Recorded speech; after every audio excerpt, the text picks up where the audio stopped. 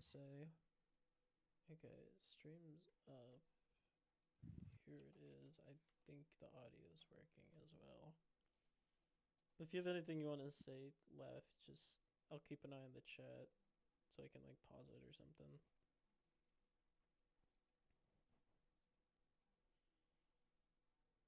You can hear it right now. What the hell? It's some ad. That's weird. Like some Inception level shit. Yeah.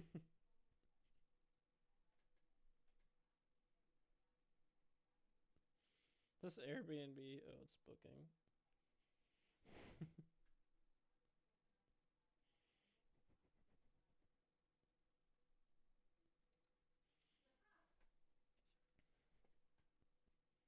Okay, let's see how this season ends. Yeah.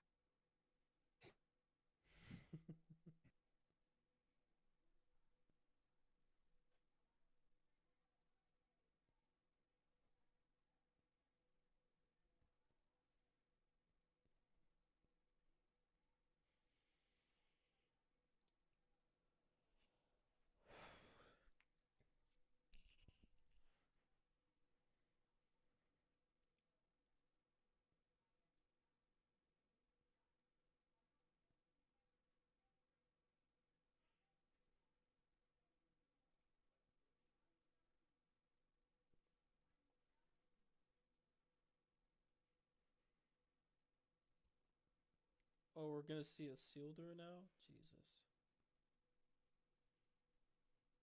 Yeah, man.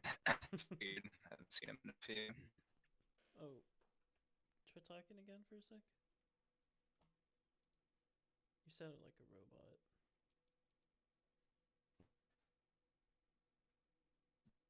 That girl is Oh, that's on like my her end. really I need to I'm gonna came relaunch back. Discord real quick.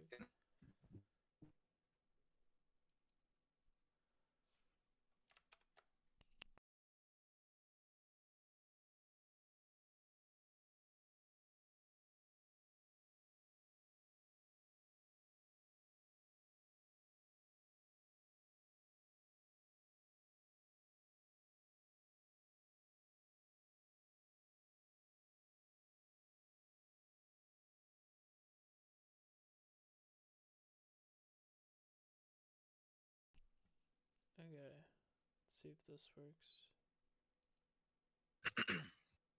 Yeah, you're much clearer now. I don't know what was that. Okay. Let me know if you can see and hear. Yep. Okay.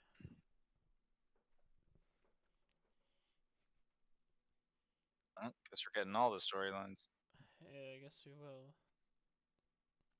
How long is this episode? An hour and 12 minutes. Okay, originally it's about an hour and 5 minutes.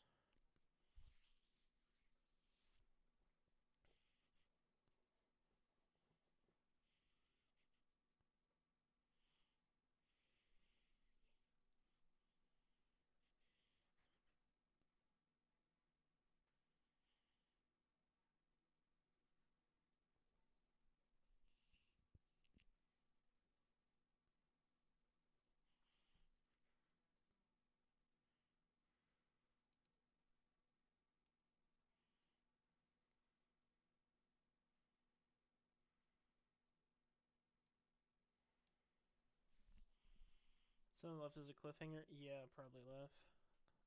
Io, if you want to, if you're able to open the YouTube chat as well, that's where Laugh is typing. Oh.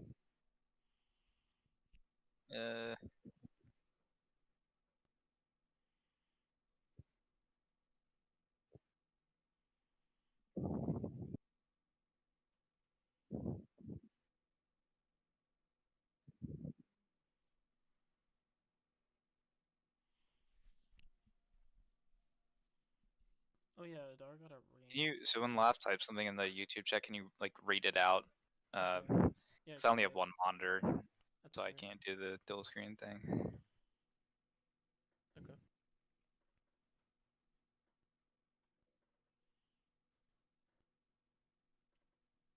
feel like if they're gonna leave any cliffhangers, it's gotta be Numenor. Only one monitor Yeah, I mean peasant. they definitely have to resolve He called you the a elf peasant, Al. storyline. Peasant. Yeah, you gotta get another modern man. Yeah. No, I mean everyone flames me for it. I just have one monitor.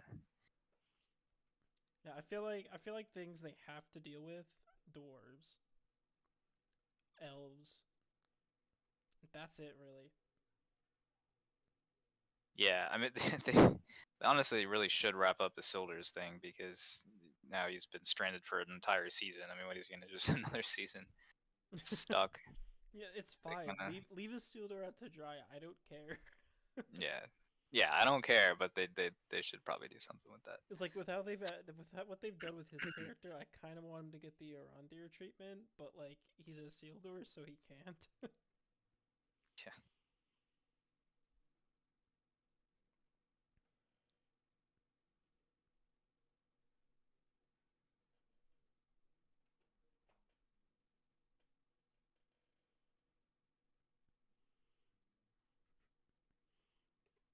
Honestly, should have had Isildur at the siege in some way. An entire episode without him after where he left him felt weird. True. Yeah, he was left in Pelargir. That is weird. Also, on this note here, you're telling me the king cut through all of these people? Like, just thinking about realistically, they're all fighting Yeah, with axes and hammers. Like, that's like two people abreast, like, this pathway. I feel like there's no way he could have easily done this damage against that many people. yeah.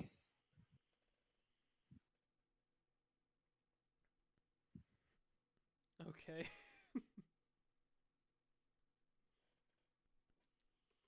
Theodore was left on the road north, along with Arondir at the swamp with this name. True, yeah. Yeah, I don't know the wild man girl's name either. Yeah, you're right. That is,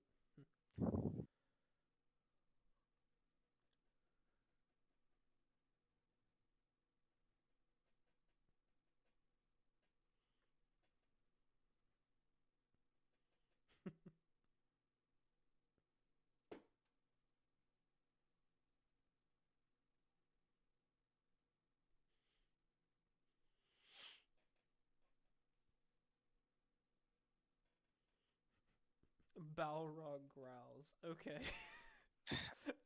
that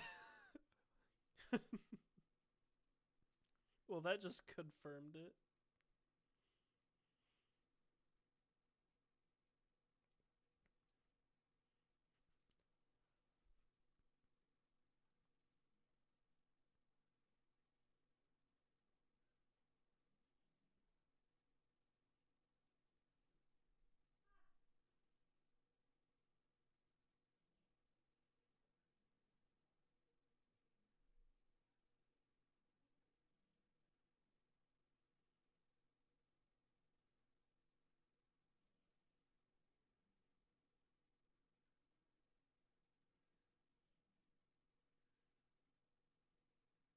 He doesn't look stronger than you, but okay.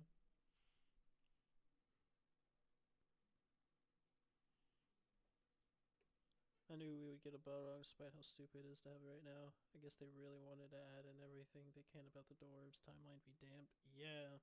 Yeah. I was hoping it wouldn't be this early.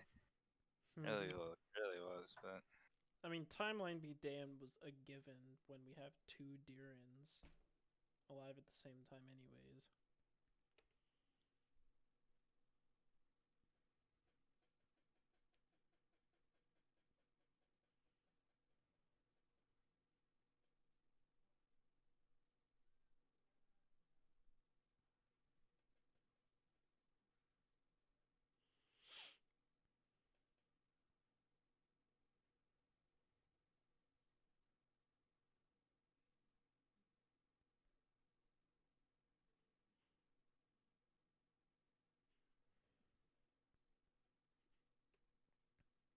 Yeah, and the fact that Elendil, Isildur, and all of them are alive when the rings are being made, despite that happening about 1400 years before they were born. Yeah.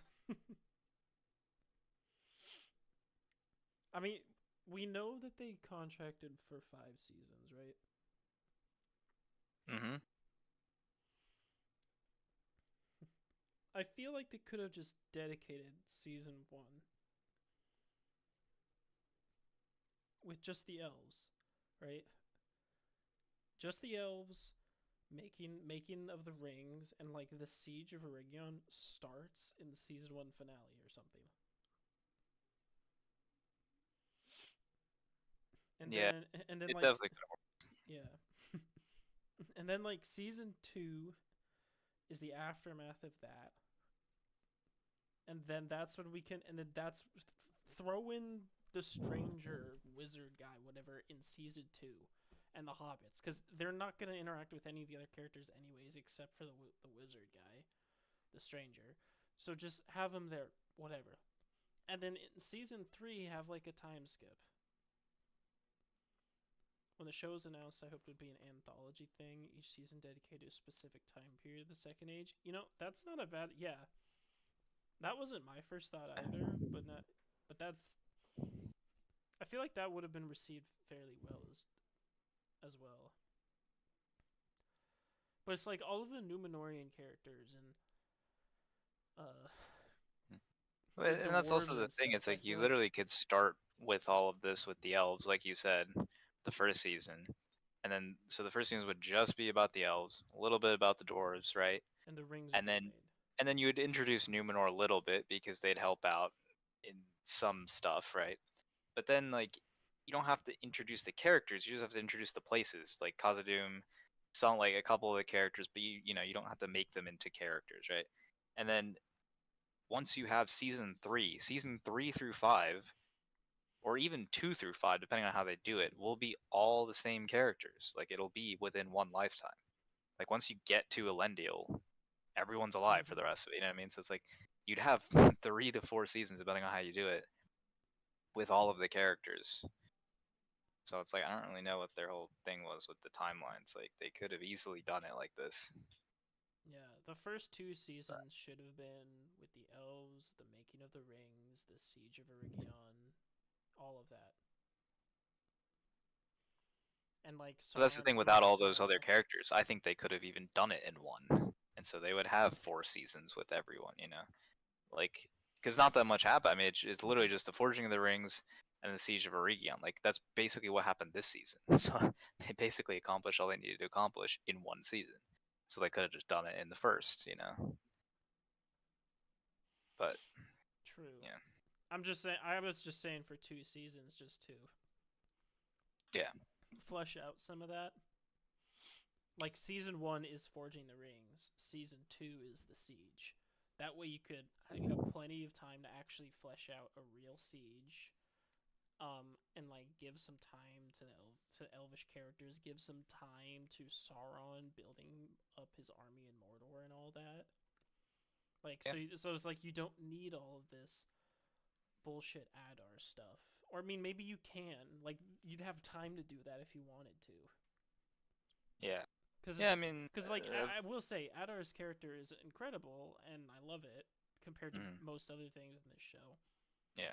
But I It's will not say strictly necessary, but I like it. Yeah, it's yeah, but like most other things in this show, I feel like there's just so little time dedicated to anything that it feels really hard for me to care about any character or something. Like, right. yeah, I like Adar, I like his story, but I still don't care. Yeah, and that's the thing.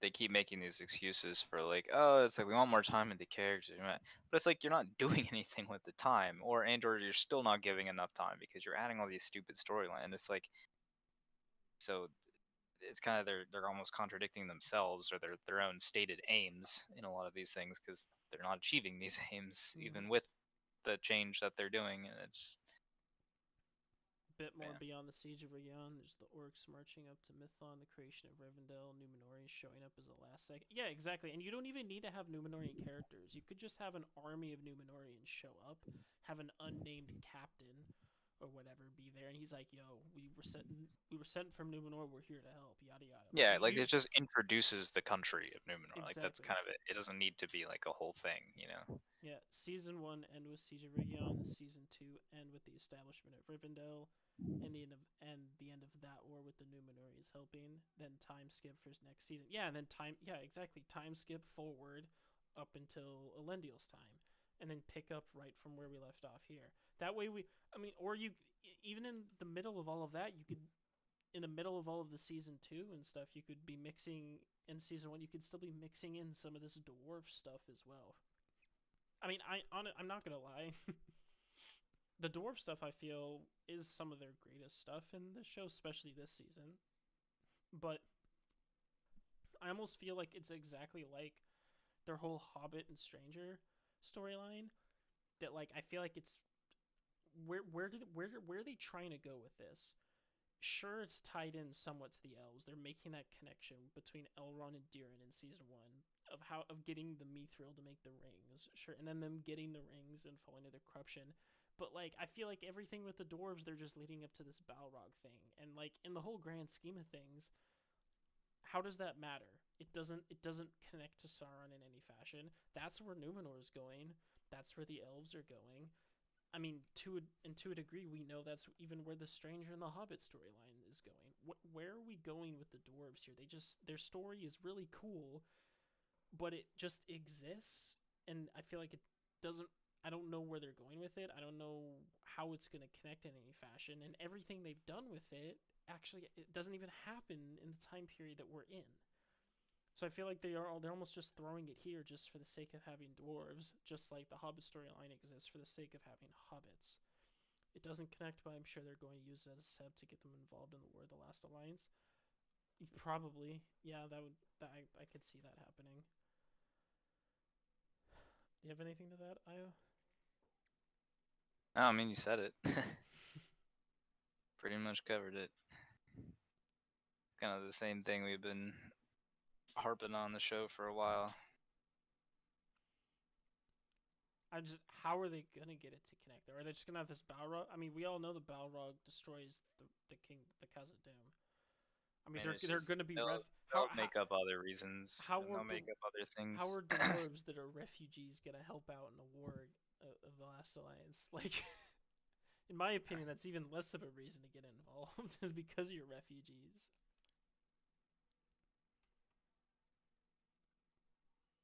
They'll come up with some BS, I'm sure. Mm-hmm. All right, well, let's keep going then.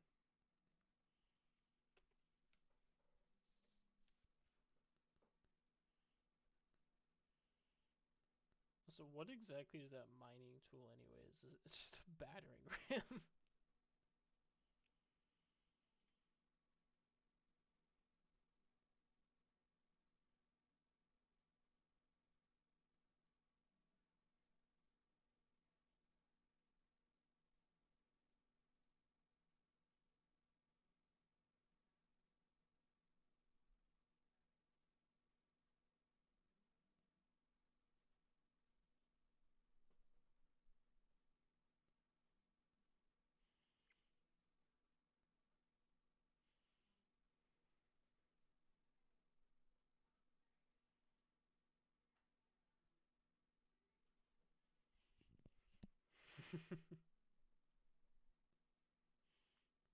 That's a lot of mithril. It is.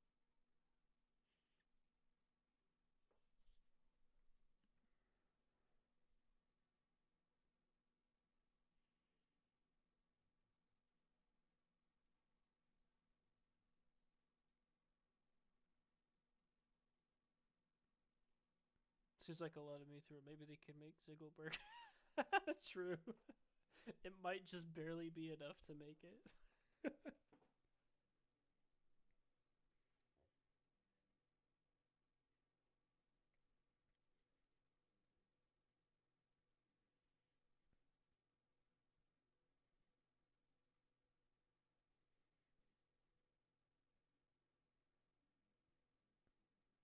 And there's a Balrog.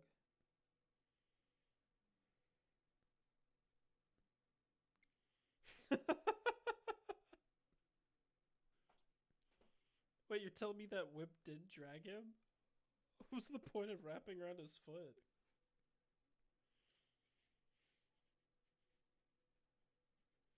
Is this actually happening or is it a vision? Oh, I hope to God it's a vision, man. But there's no way It this isn't seems a almost vision. too. At least the Balrog looks cool. Yeah, laugh. I will give him that. It does look cool. Yo, those wings of shadow too.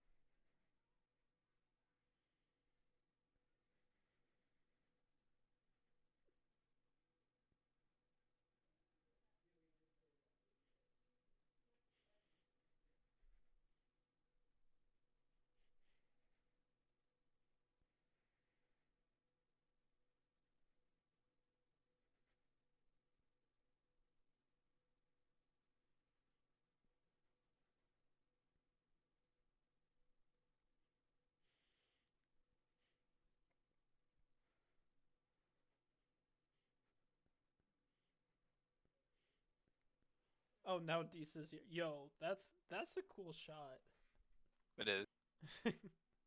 Damn, I was about to finish typing. I bet That they have actually is during the like very elder. similar to the what you call it, the session play.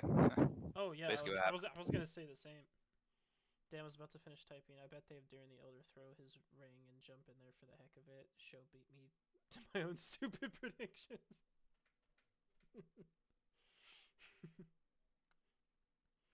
I wonder what's gonna happen with that ring though. I mean, it's just lying on that rock there.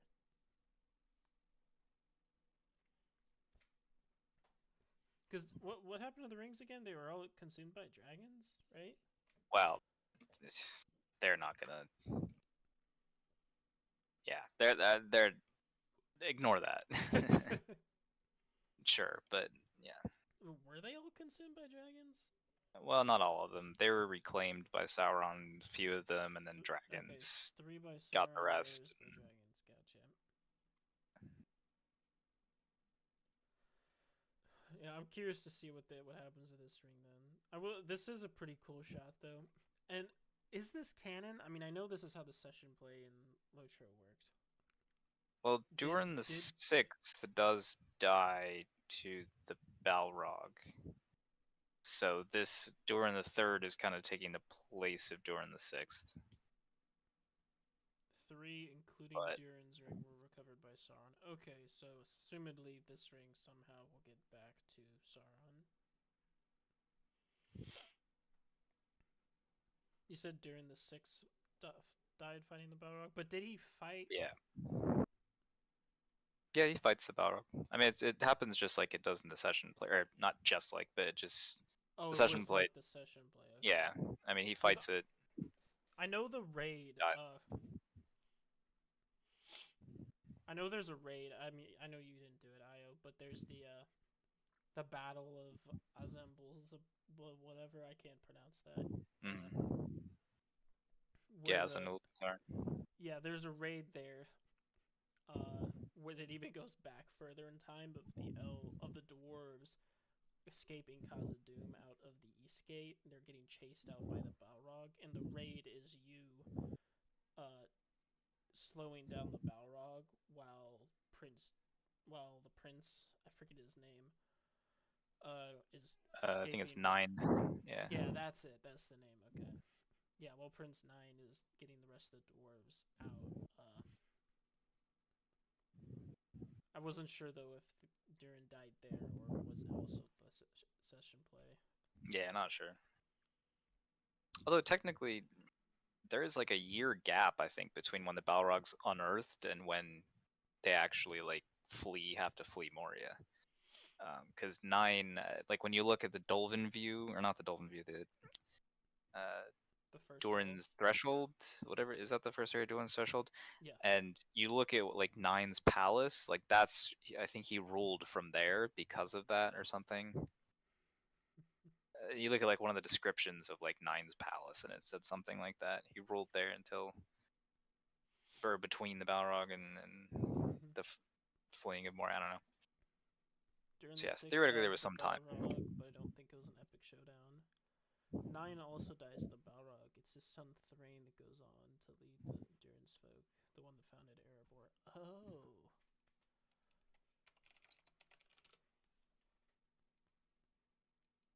Okay, yeah, that's okay.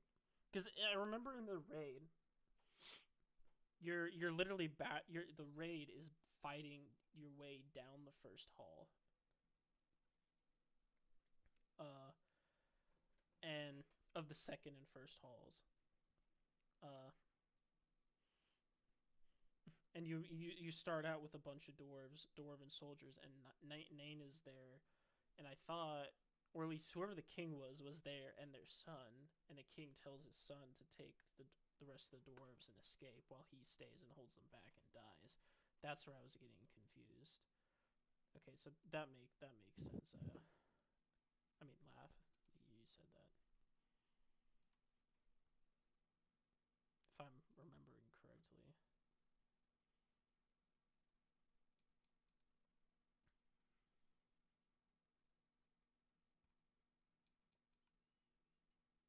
Okay, let's keep going then.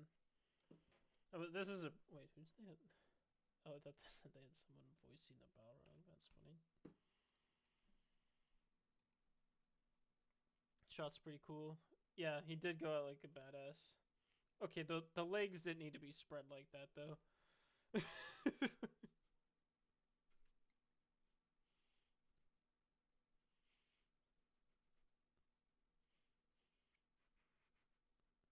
Their cinematography is pretty cool. I'll give them that.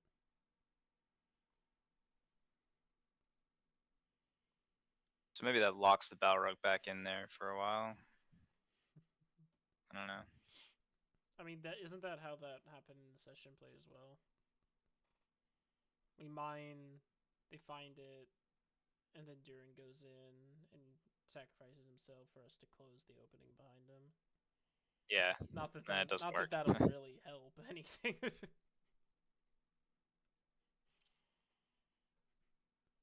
Trying to give it a loophole here for it not to just be the dwarves fleeing Moria now, but I guess that's what we're gonna see. Yeah, cinematography and CGI is pretty on point for the show. You'd expect so. The budget of $500 million. True. Yeah, I forgot the whole season cost $500 million. So does that mean Amazon's put in over $2 billion? Because like it was $1 billion alone for the rights to make 5 seasons. No, it was like 250, I think, for the Wait, rights. was I it? think it was like a billion for everything Oh, in total. the whole show's $500 million. Wait. No, the whole show is like a billion, I think. So like everything combined is like a billion or something. But that was at the beginning, so it might go over that. I don't know. But the point is like I'm kind of done saying like, oh, but it has such good graph. Like it's going to, you know. And to be honest, a lot of the visuals are, they're really good in a lot of places, but in some places they're not as good as they would seem, and Mm-hmm. it's not enough of a positive. Because I mean, if they're spending $1 billion, like they need to have good. You know, it's like I'm not going to give them credit for having good visuals when they're spending $1 billion. You know, so Season 1 cost $462 million.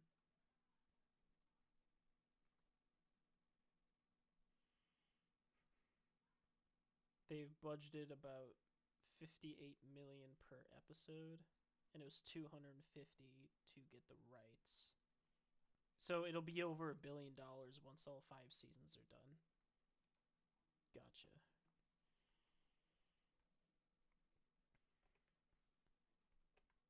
Oh, we're in a rune, right?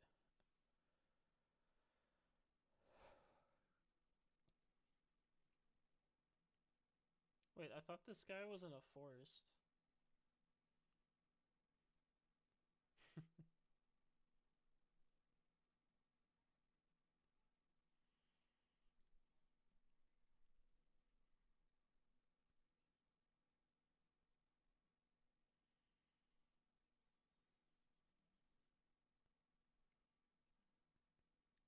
Okay, I'm not gonna lie. I completely. What happened here? I thought when we left off, they were like crying under this tree.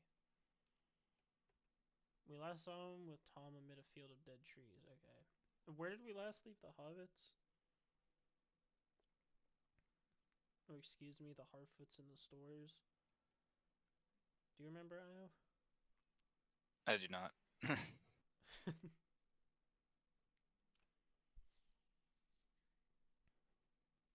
Under threat by the Easterling guys. Okay, but were the Easterlings there? Laugh.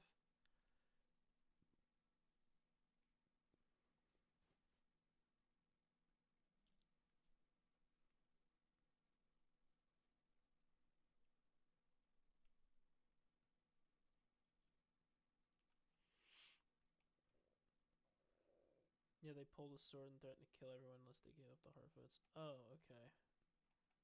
It's like I remember the two of them going into the village first and saying that, and them saying that there are no Harfoots there, and then they left and said they would come back. I didn't know they came back yet, though.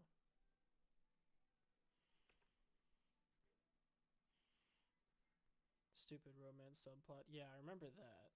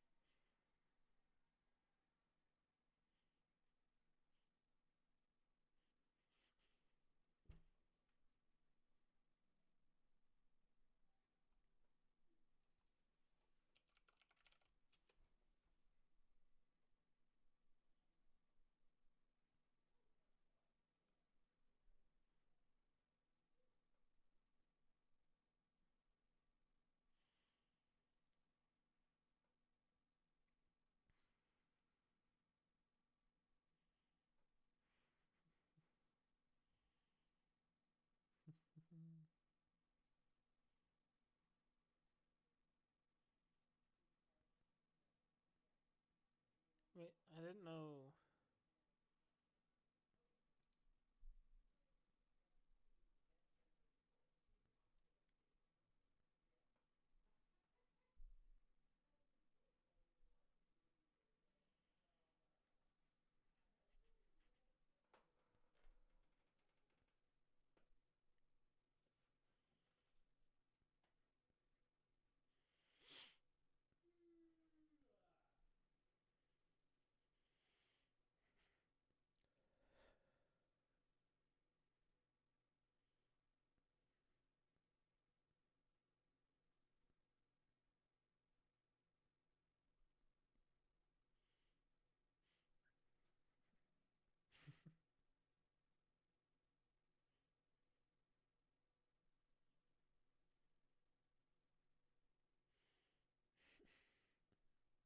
Okay, please tell me this is a vision.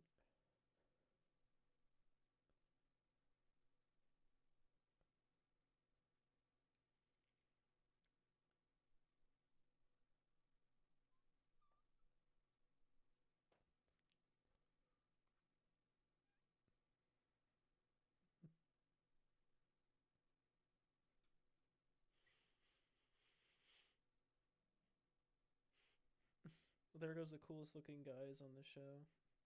Shame that every time we saw them, they got a bit more lame. True, though.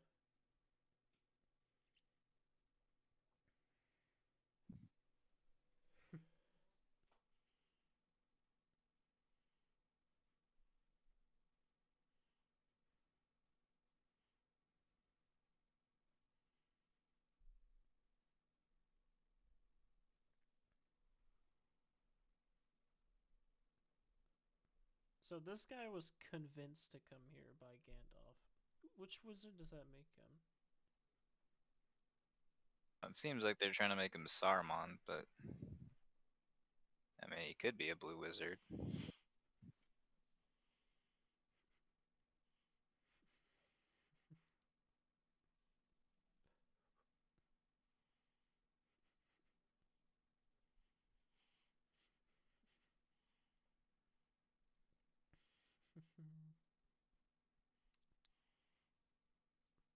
was like the only wizard that I guess was convinced to go was Palando by Alatar. Radagast was begged to let go by Ivana.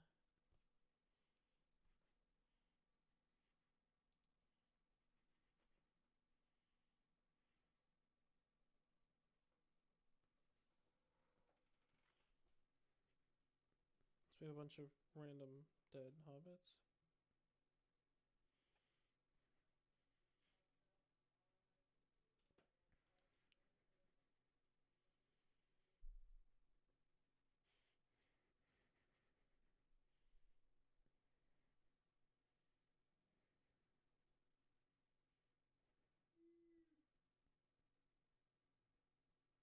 Are they trying to say that Gandalf and Saruman just never liked each other?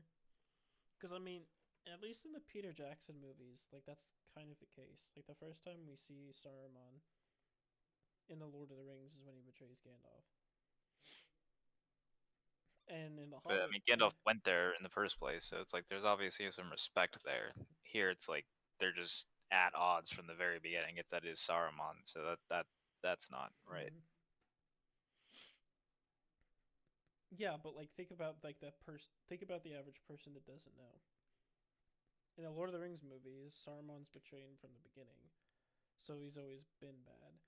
And then the Hobbit movies, like yes, he's the leader of the White Council and whatnot, but he's also the only one in the council that's being ignorant of everything and wanting to ignore the signs that Saruman's coming back, saying that it's not happening, whatever. Which like everything he's saying makes sense, but like it was just the way it was portrayed in the show. Like you could make the argument that he was never on the side of the free peoples from the Peter Jackson movies. And so it's like just throwing them in here and saying that yeah, like they've never really been at. They've always kind of been at odds as how to do things. Like they may be on the same side here, but they don't agree on methods, and he'll be willing to fight for that kind of thing. In the books, they were known to be friendly, not necessarily friends, but Gandalf respected Saruman greatly. Yeah, exactly. That I mean that makes sense.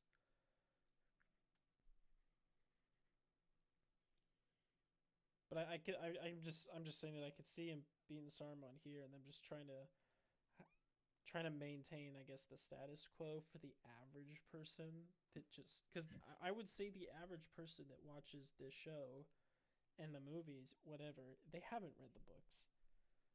I would say that's the average person is someone that really doesn't know.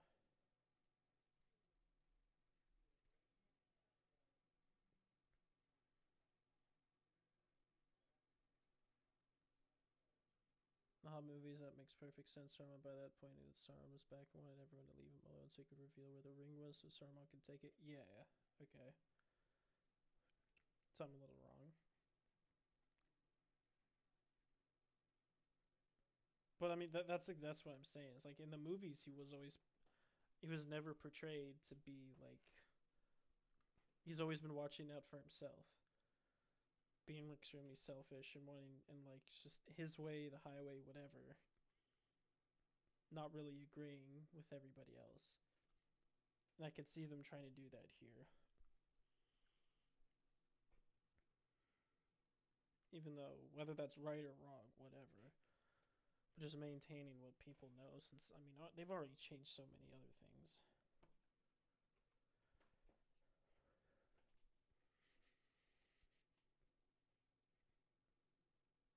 Oh, now we're in now we're in Numenor. Wait.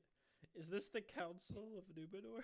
Are they actually using those rooms for only the people that are supposed to be there?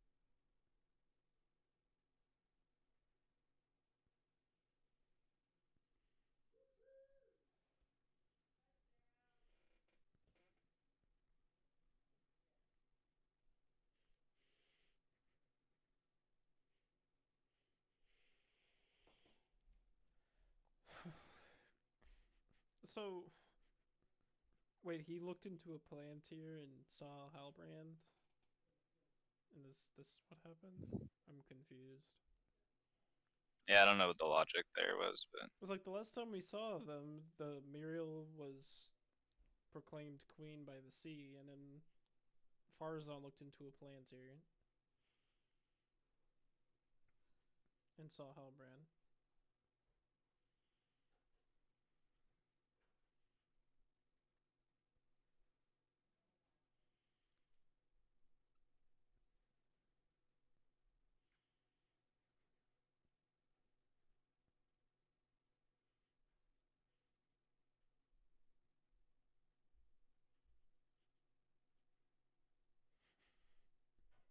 Expect something like this, but not the end of the season. This is something you do to kick things off for the next season. Yeah, exactly. Yeah, I would totally see this.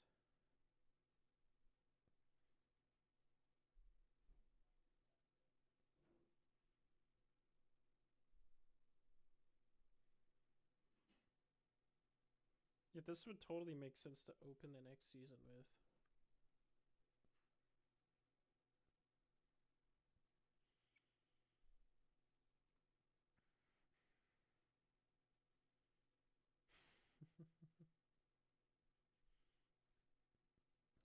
Hey, finally an Aryan. Okay, I guess oh, we'll see him next season.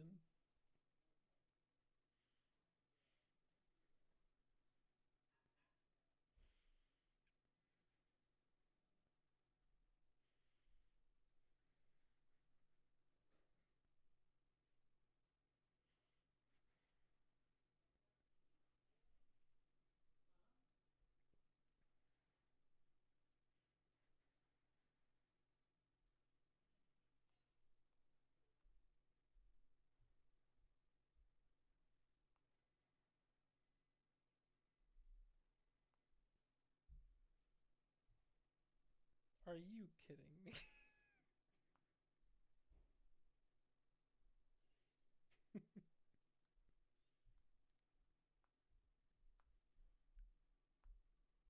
Time to finish all these stories. You still got Gilgalad and Elrond held captive by Adar, and Sauron is about to kill Celebrimbor. True. Yeah. Wait, I thought Narsil was always his sword. Reclaim. Wait.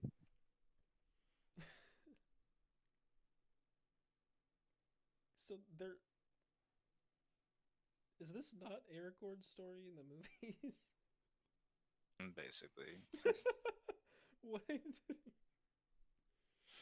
You have an Aragorn looking character like Halbrand in season one, who literally goes through the same thing, by the way, of reclaiming your lordship of the Southlands and yada yada whatever.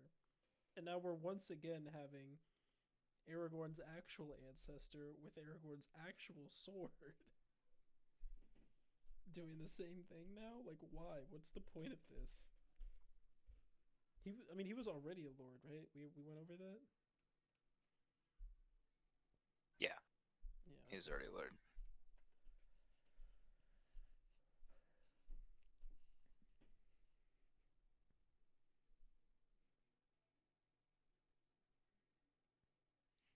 Was she just holding onto this sword this whole time? I'm confused.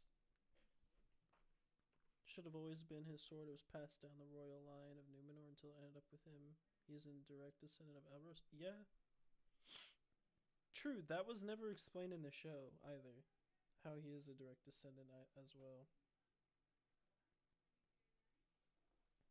That scene, in my opinion, just doesn't hit. Like, it doesn't make sense. I mean, most of the last couple scenes since the doors haven't really made sense. They've just kind of randomly been there.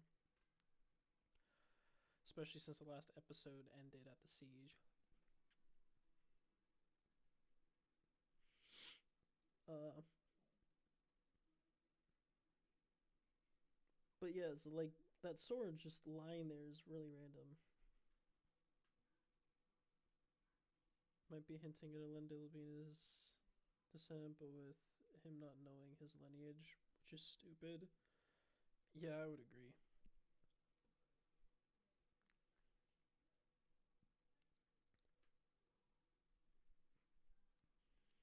I feel like there's no way that they'd go with that though.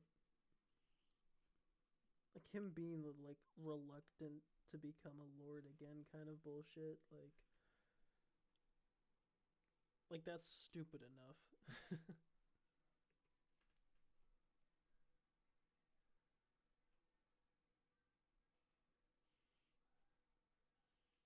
Okay, now we're back at the siege with the time of day continuing to be weird.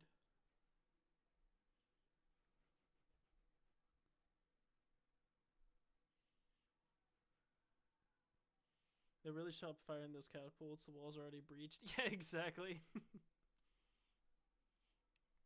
I love how those orcs. Oh, by the way, like this is hilarious. They run up, and there's just two elves on the left, and there's just these two elves on the left, just firing arrows at all of them, and they're doing nothing. They just run up to the gate. It opens, and they immediately turn back around. Like, what was the point of that? And then it's an orc that was lying dead on the stairs, happens to get up and deal with those archers.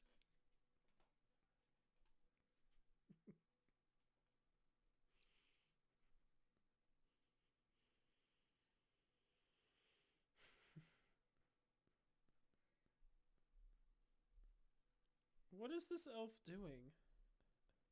What was the point of that?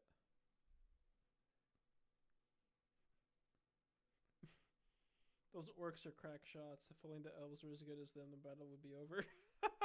True.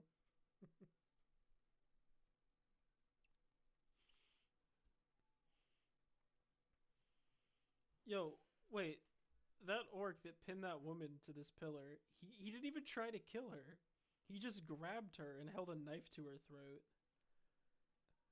What are these battle sequences? This whole thing doesn't make sense. Sorry if I'm talking a lot, IO. Oh, you're good. I was Yeah, dealing with something else too. okay.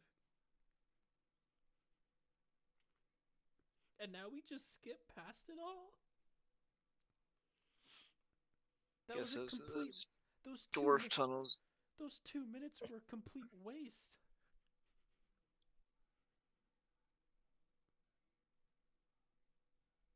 LOL.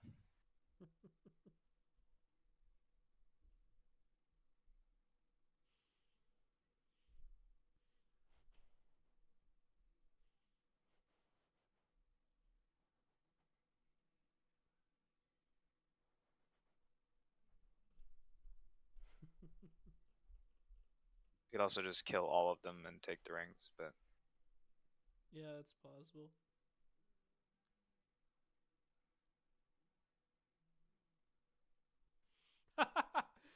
It's just using it for target practice. I actually, kind of I don't like mind that. that. I I don't mind like that. that. Yeah, That's that's kind of funny, that's actually. Yeah. pretty cool.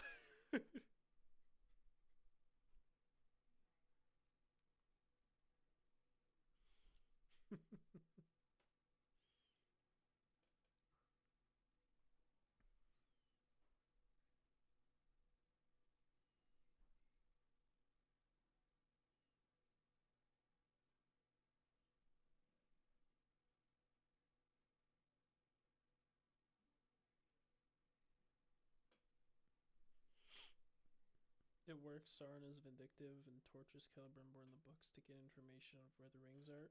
Oh, okay. I forgot about that. Yeah, that's cool.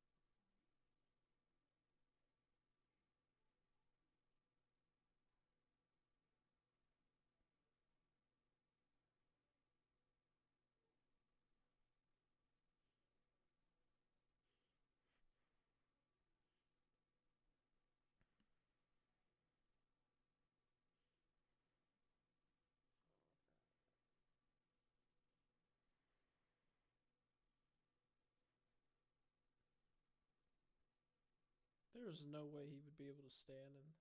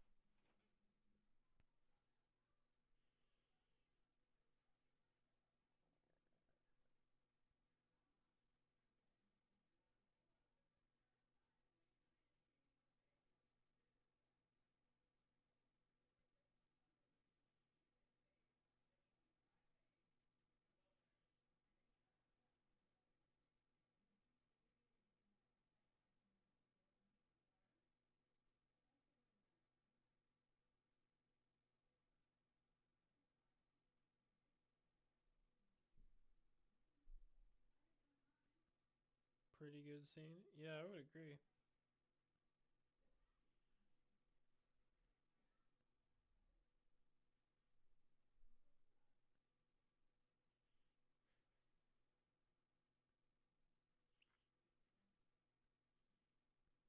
Is he about to make that baby orc fatherless?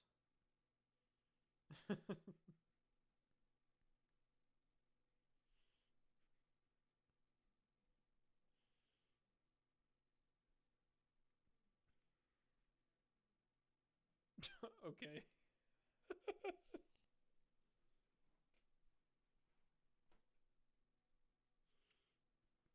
What a terrible place to have an ad. Of all the places for an ad. Ah, just, Okay, yo, look at Polar Gear. yeah, it's pretty sad. This is Polar Gear right here, baby. That's pretty sad. But there is a ship there, Numenorian ship, so that's where Isildur will sail back, maybe.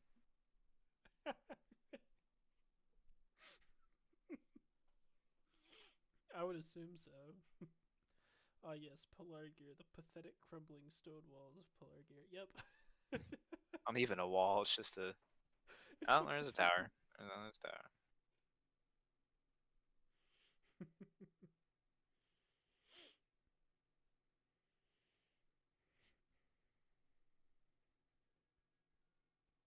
So he never did go with them.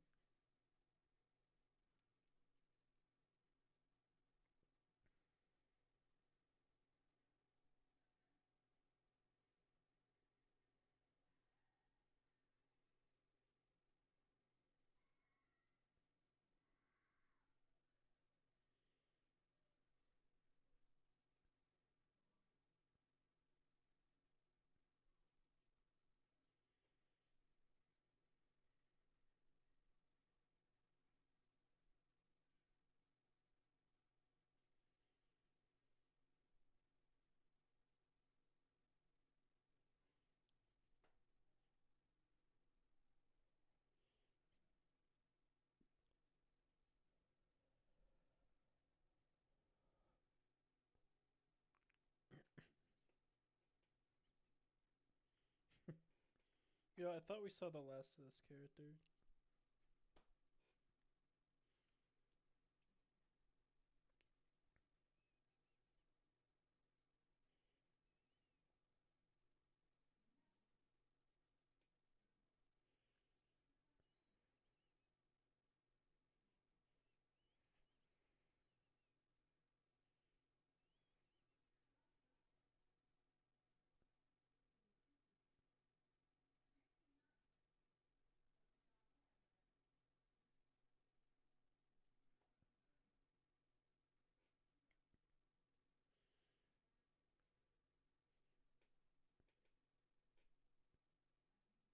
And of course, there's just zero reason for this friendship to have developed.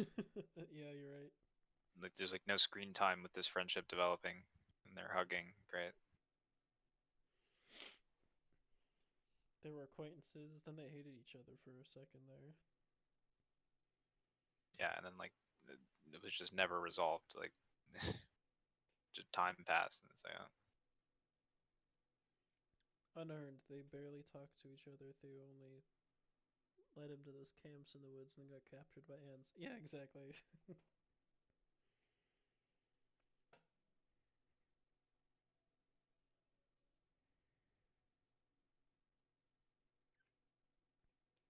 Oh yeah, her like boyfriend is alive, right?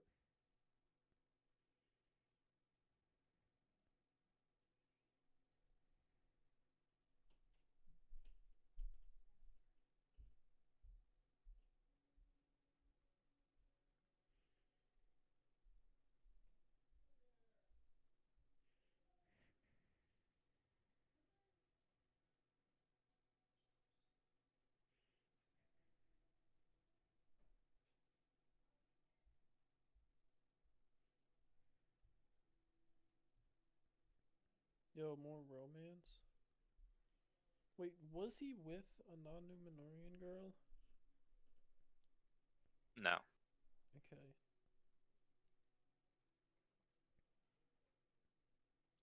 Well, given what happened to some of the people this time, I'm sure there's some vacancies. No need to build a new house. True laugh.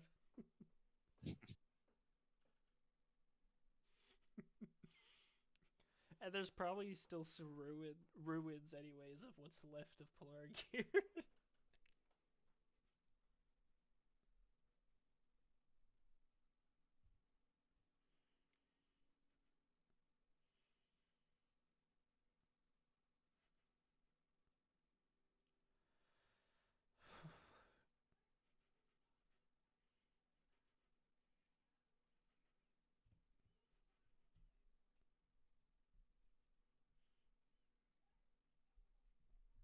Great, even I don't care.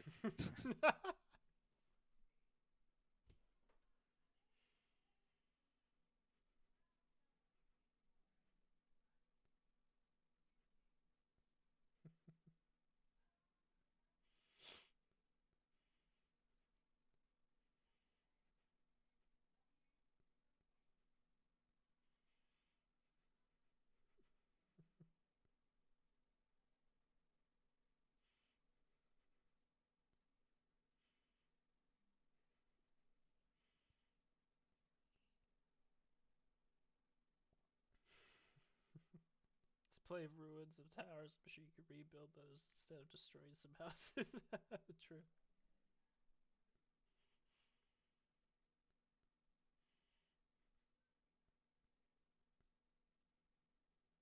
What is that like? Whatever boyfriend is like in the crowd. Oh wait, that's the that is the Oh, that's the boyfriend. boyfriend. What the fuck? Wait, I thought the boyfriend was someone else. Wait, why do I care?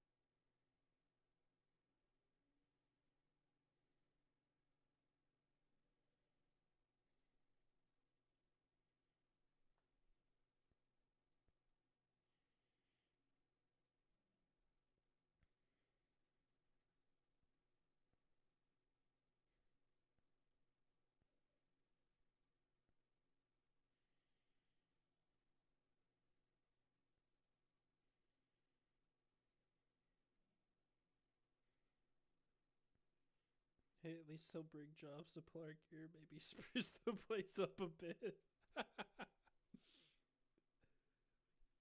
Maybe laugh, maybe.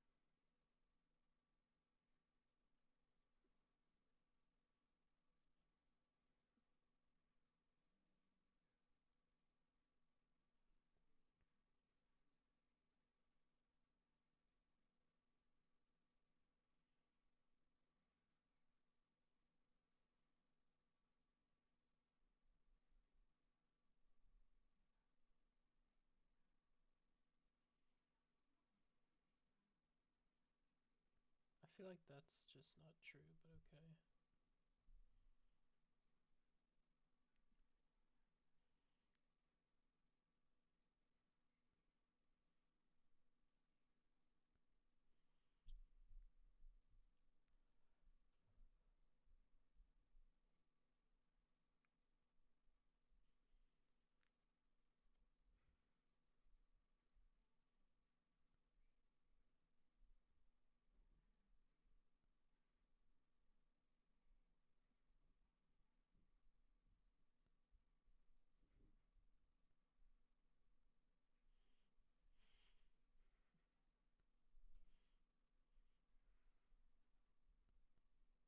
Oh, he did kill that orc.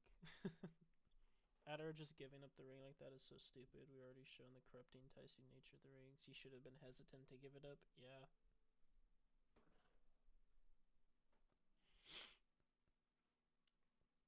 Yeah, you're not wrong. Like,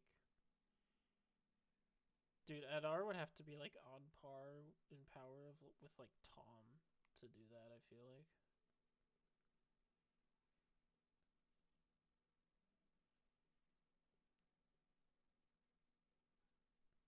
Yeah, I mean, Kierden was obsessed. Oh,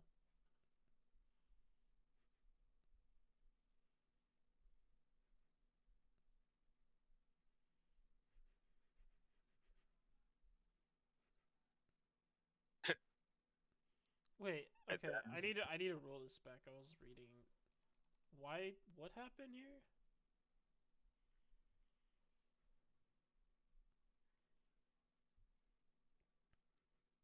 I didn't know his name was Glug.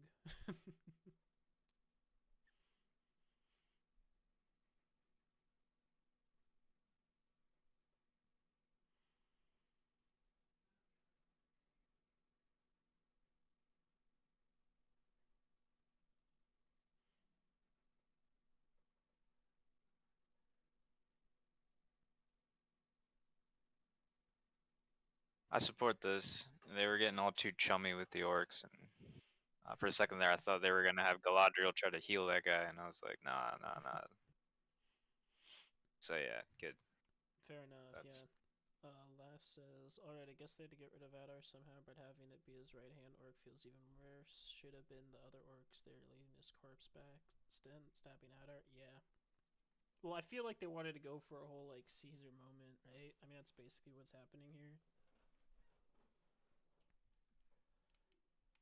Or like Caesar's right. What were those guys' names? Like his right hand and whatnot. They were the ones that stabbed. Praetorians.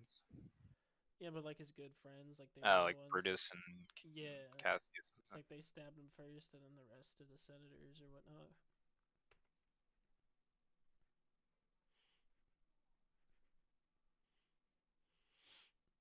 It does feel a little sudden and weak though. Like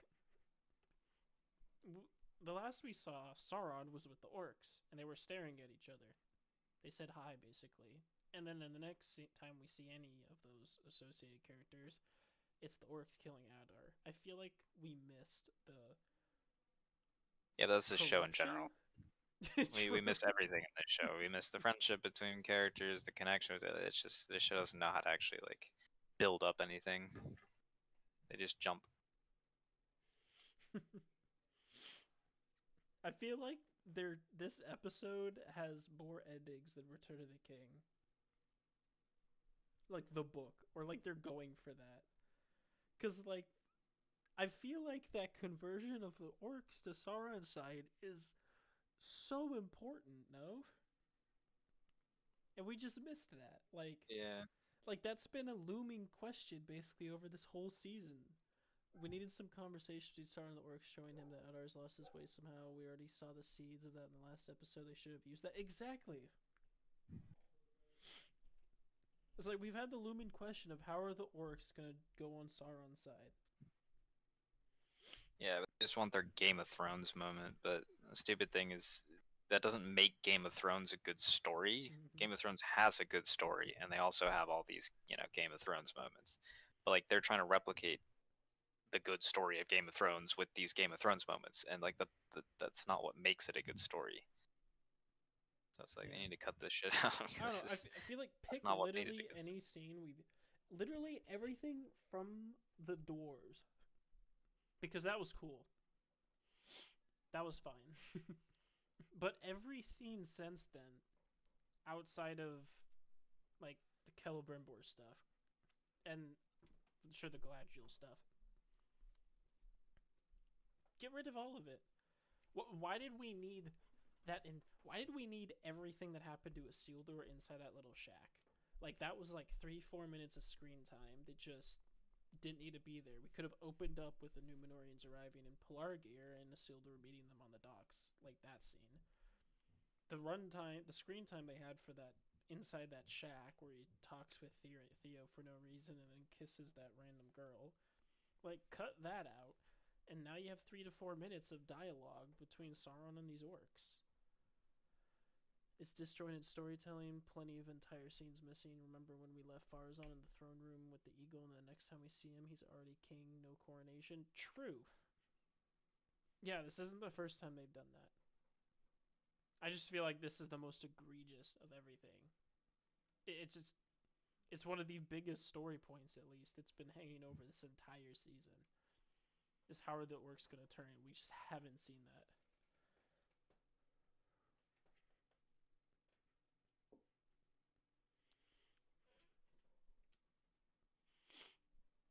Especially since, in my opinion, like we entered this scene with orcs and Galadriel. Those orcs didn't leave. They're still here. They're stabbing Ador right now. How did they turn? It's like they're a whole hive mind. Like right? Like the orcs from 40K or something. That's how they work, right? They're a hive mind or something. It's 40K bit. It's just Yeah. it's like these orcs are a freaking hive mind. Adar talks to a few orcs and suddenly all of them are on his side now. Like that's another thing that I don't get. I was fully expecting some of those orcs to start attacking Glug or whatever that orc's name was. Like, what are they? What are you doing? Because they didn't talk to him, or what's his face? Wait, now he's suddenly right there.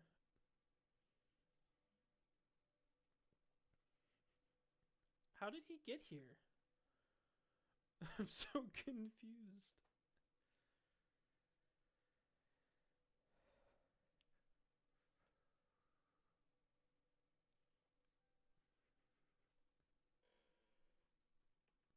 The orcs in 40K have a gestalt consciousness. I think I butchered that word. Not quite a hive mind, but collectively, if they believe something, it becomes true. Like how red painted ships go faster. Gotcha. Okay.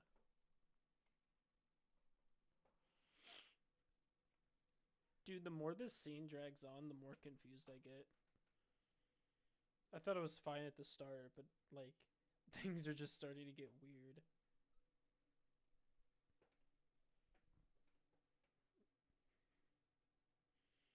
And why is Galadriel doing nothing?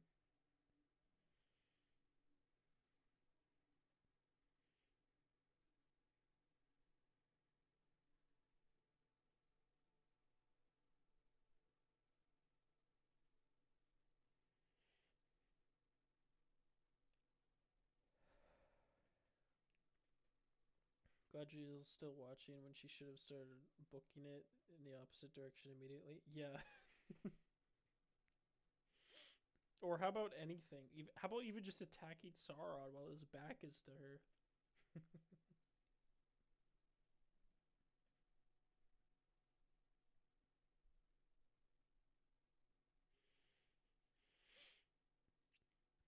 Bring me their leaders. There's one right there.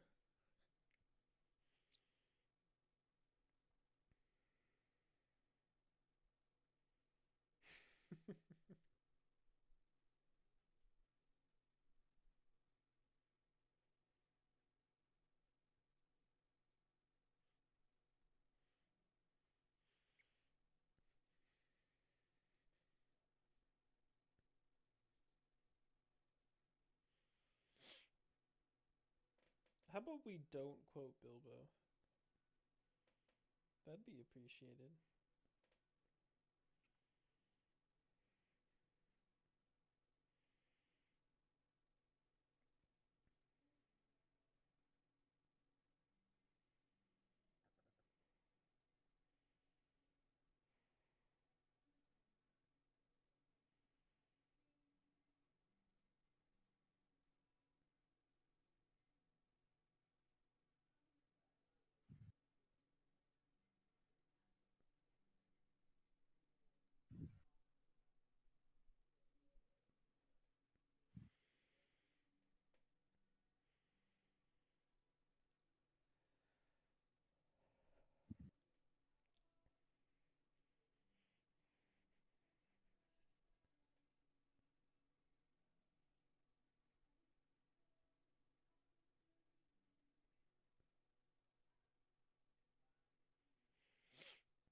Okay, once more, I'm confused by any of these fight scenes.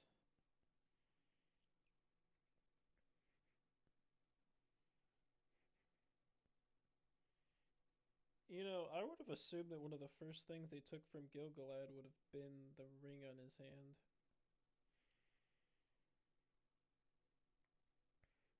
I'm surprised he still has it.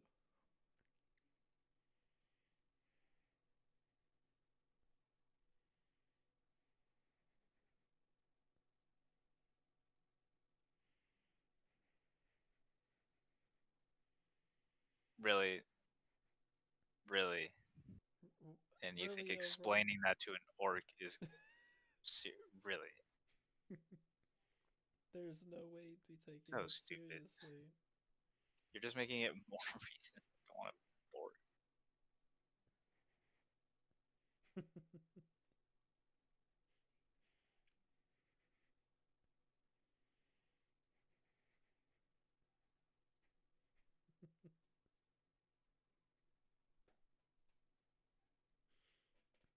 What is that screaming?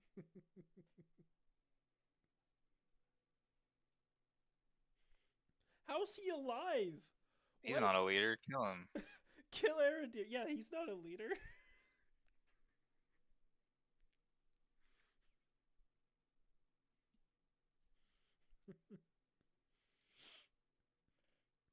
How did he survive? What?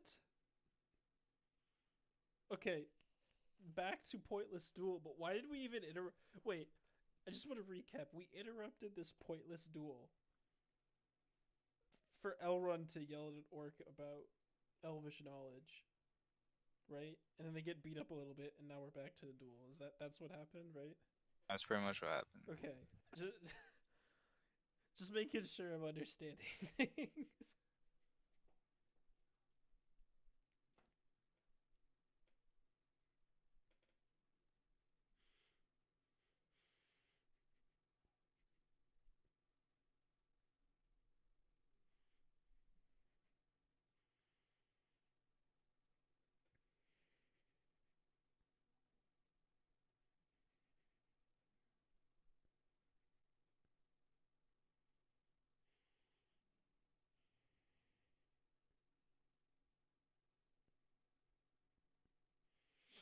I don't know. You did partake in a kinslaying. I'd say that's pretty evil.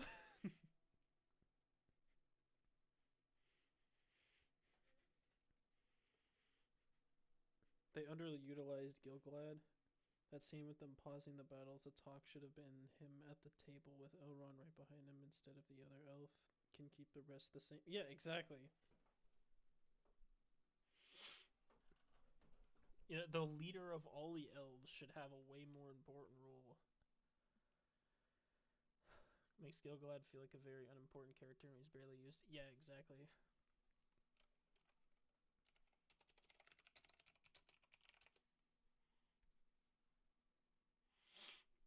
Also, does this place not I like feel reminiscent of Amonhen? It does. Sorry. I said, yeah, it does actually. Yeah, this is kind of crazy that like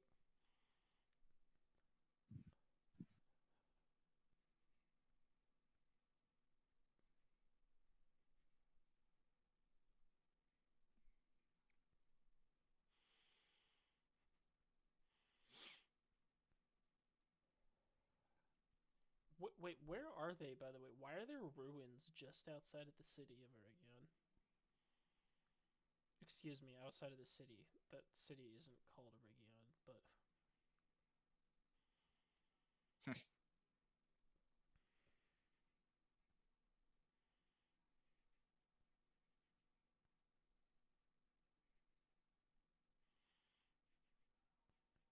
wait, they actually is this the first time we've seen like elvish like agility per se? Because that's kind of funny.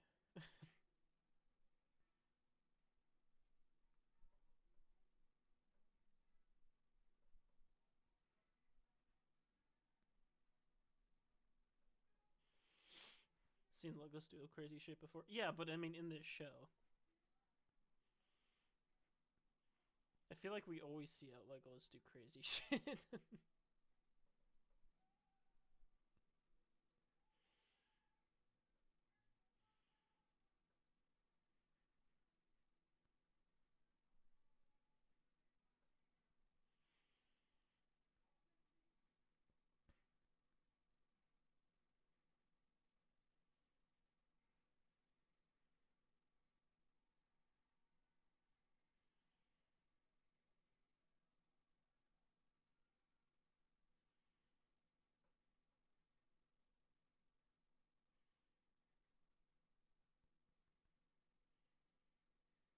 And you cannot get out, right?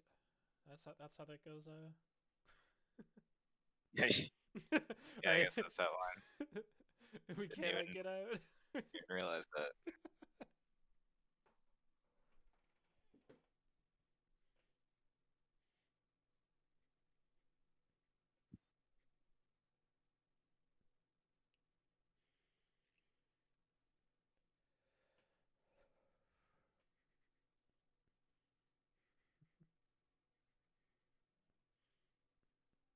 No, no. The next line is it was made by those who were dead. Oh, you're right.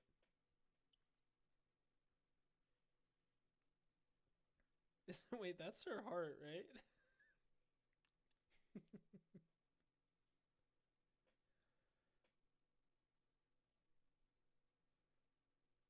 No, no. You're supposed to say they would have had a queen.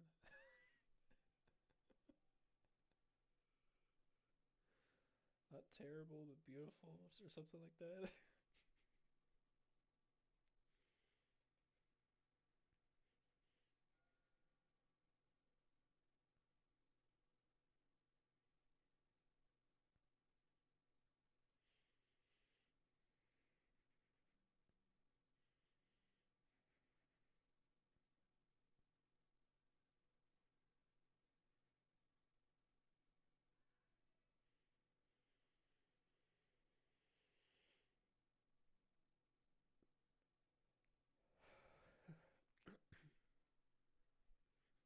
How'd that bag get there? Wasn't there in the last scene?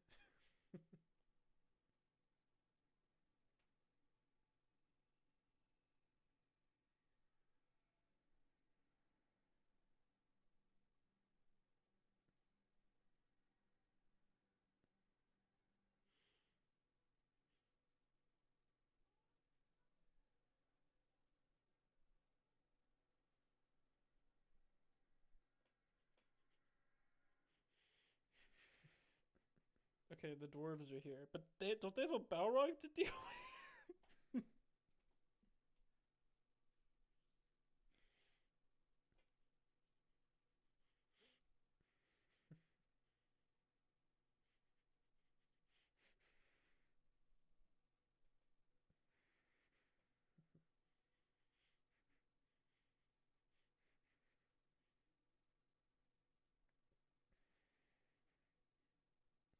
Yo, is she gonna throw herself off the cliff? That'd be pretty cool. At least we get dwarves. Their armor's pretty cool. Yeah, I'll agree with that. Their armor is very cool. They look really cool.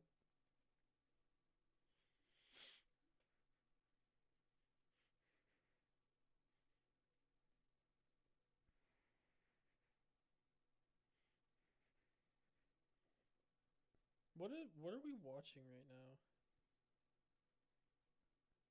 I thought the elves didn't. Well, never Yeah, she's mind. gonna toss it over the cliff.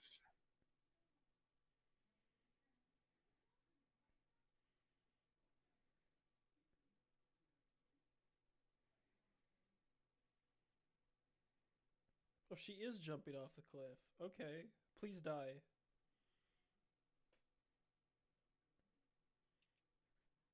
Like, what is she jumping into?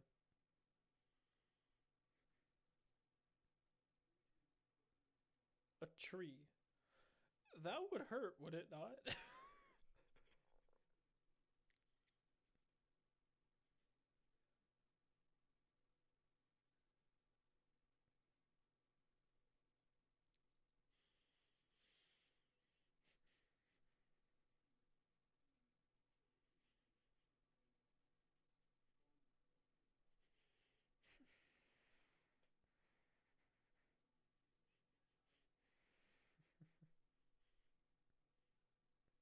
Well, he did kill him, so.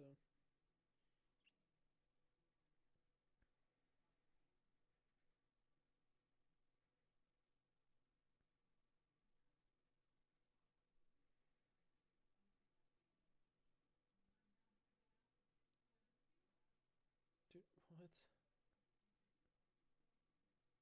Is that Gilgalad? Wait, where's Elrond? Why is it Gilgalad and Arondir?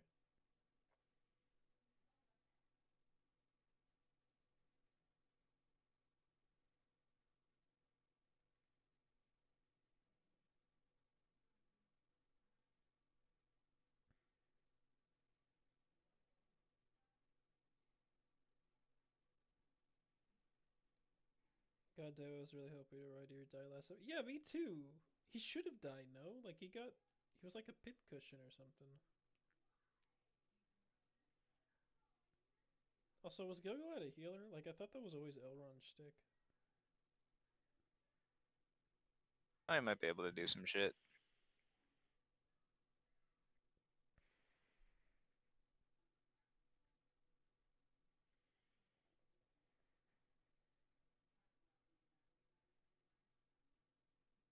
Well, maybe he does. Okay.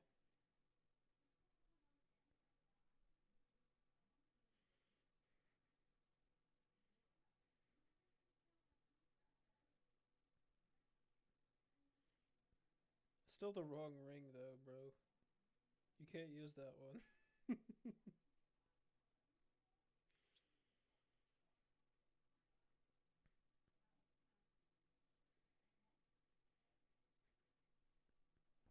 Okay.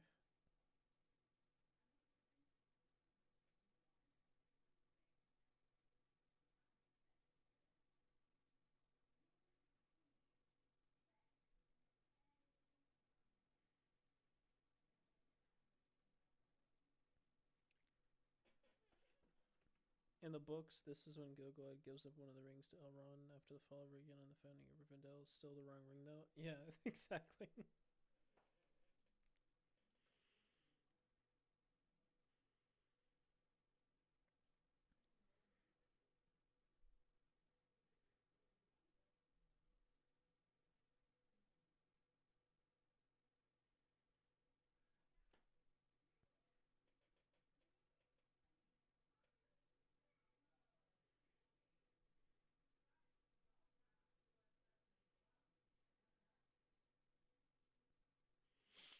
Gilgalad is supposed to still have the ring that Círdan currently has, which is his.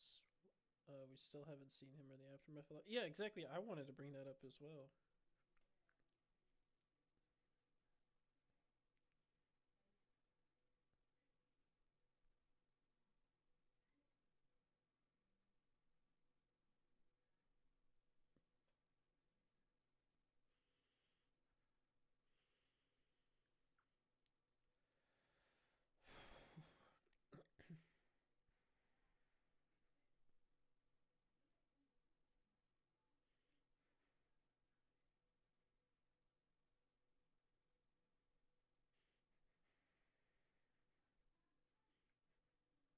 Could have done without the Hobbit narration. Give that to someone important. Yeah, exactly.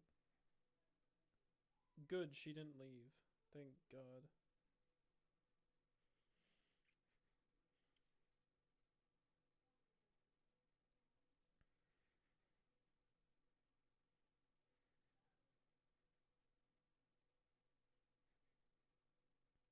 At least he's going back to Numenor.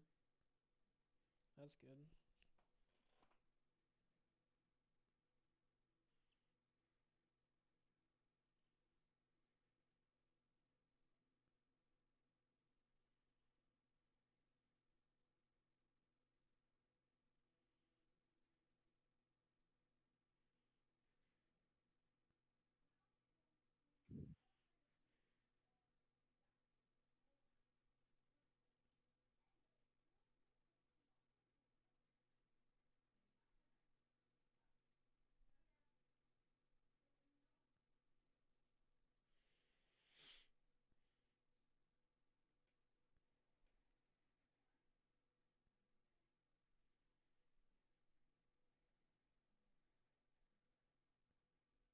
This Hobbit narration just doesn't Not. hit. It's not all like this end of the second Literally movie. end of either of the any of the movies, right?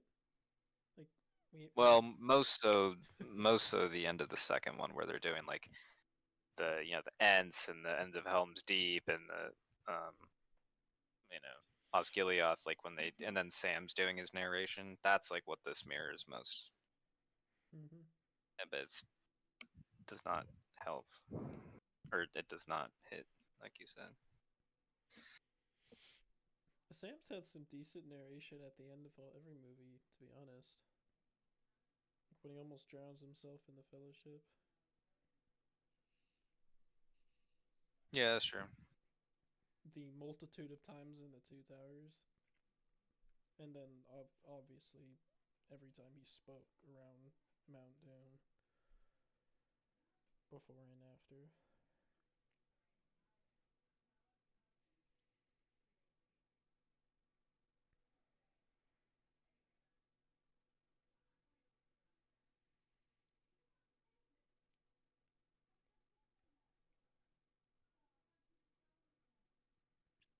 Wait, are we leaving behind the hobbits? Yeah, right. They're gonna have now two separate storylines for them, probably.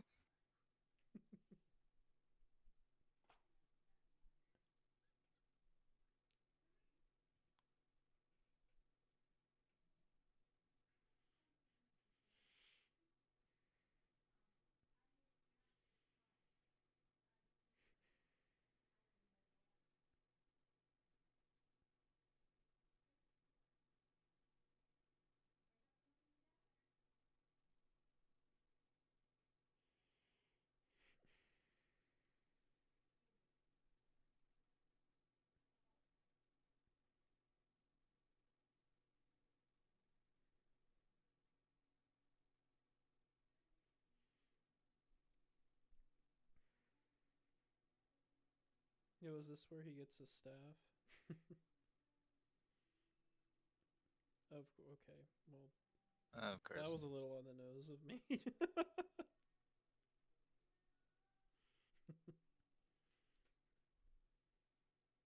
Why does that look almost like the one from the movies? Like, it doesn't need to.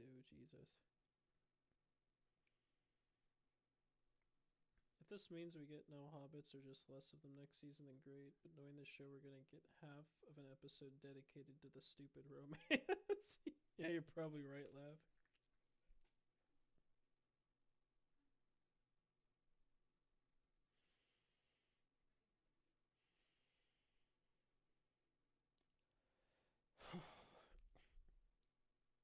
Why do they want to connect him to the hobbits so badly? Jesus.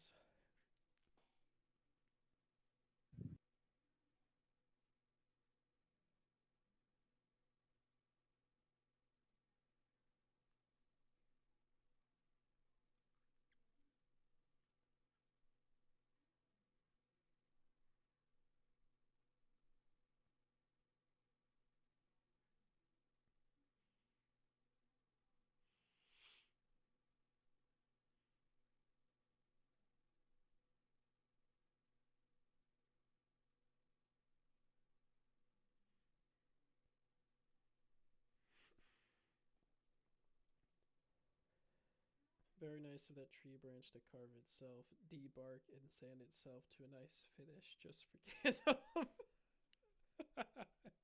Some stupid Harry Potter shit. The wand finds the wizard, Harry. That's a Seriously. good one, Lav. True, though. He just called himself Gandalf. Okay.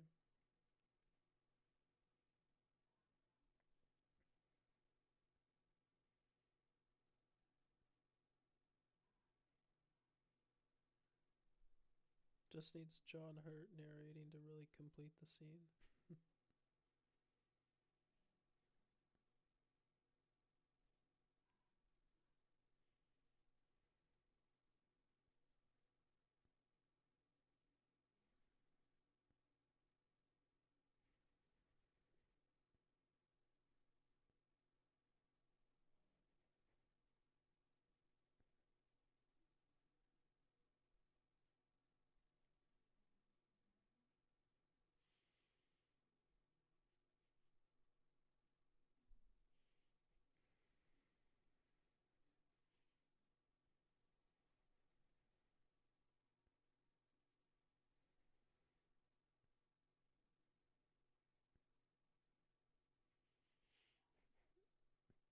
Dude, what's with these River Daughter references if they're not gonna have her? Like, come on, man.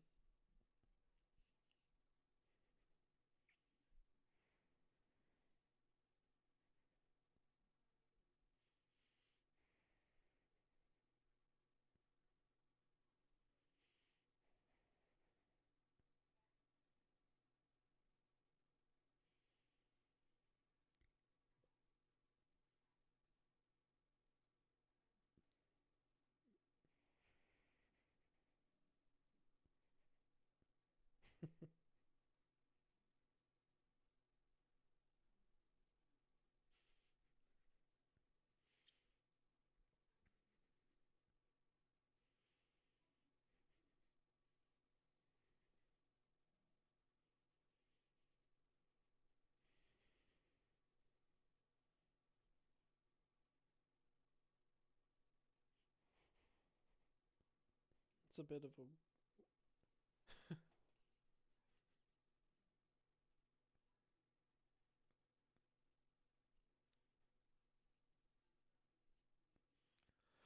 Wait, what?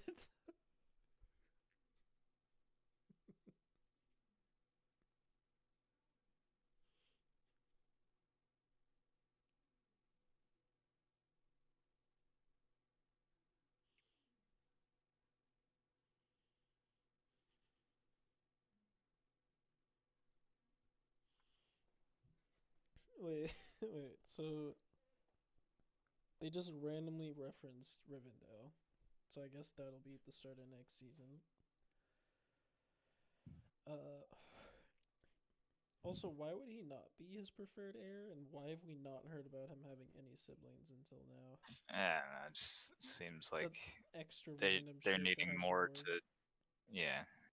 So I mean, the dwarves don't really have too much of a storyline, to be fair. So yeah, I mean, some succession problems to challenge Doran on his way to the throne might be interesting actually. Though I feel like all three of those people, plus there were more than just those three dwarves pulling Deering back, they all saw a Balrog. Shouldn't they just, like, try and focus on that?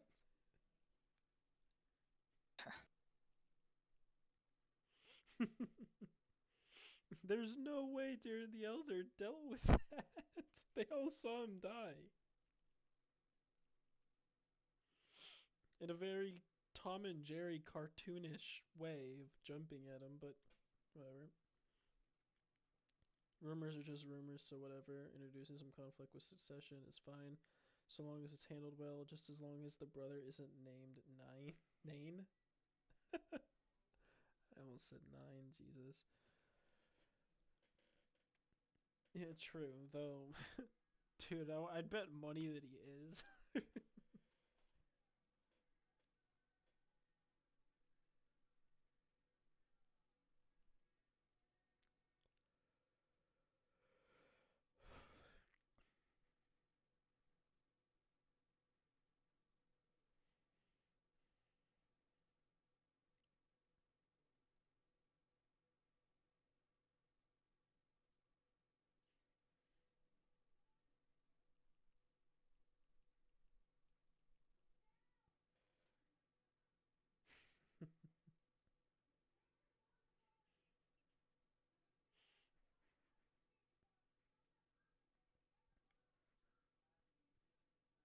Okay, I stand corrected. We're getting Rivendell now.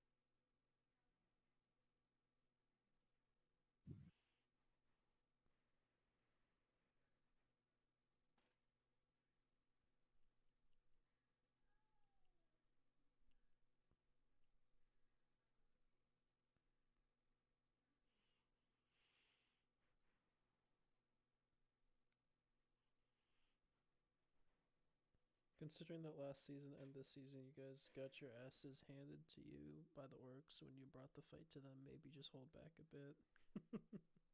True. Though, what happened to that massive elvish like cavalry slash army that they brought to Region?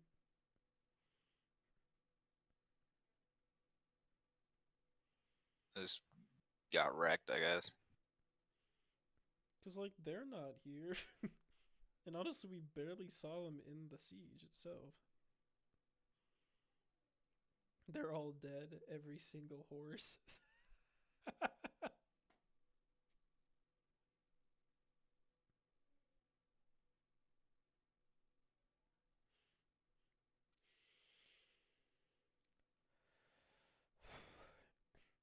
What are they all looking? Why are they looking at the sun? At that stupid sentimental moment of that orc slitting the throat of Elrond's horse. Oh yeah,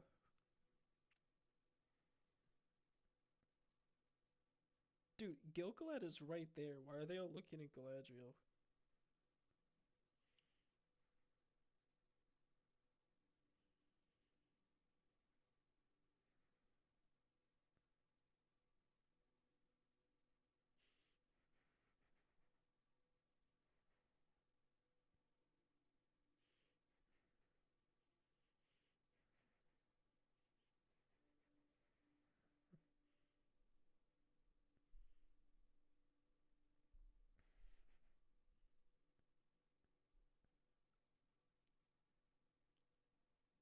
What are they cheering for?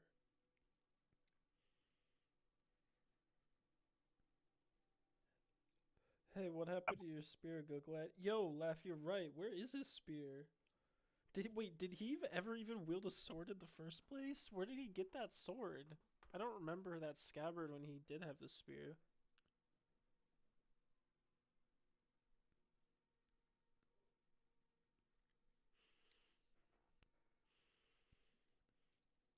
We're back to Okay. it being shit. He had Aglos in the battle, not a sword. Yeah, exactly, you're right. Okay, well, that's the episode, and that's the season. Any want to talk about the episode before we talk about the season?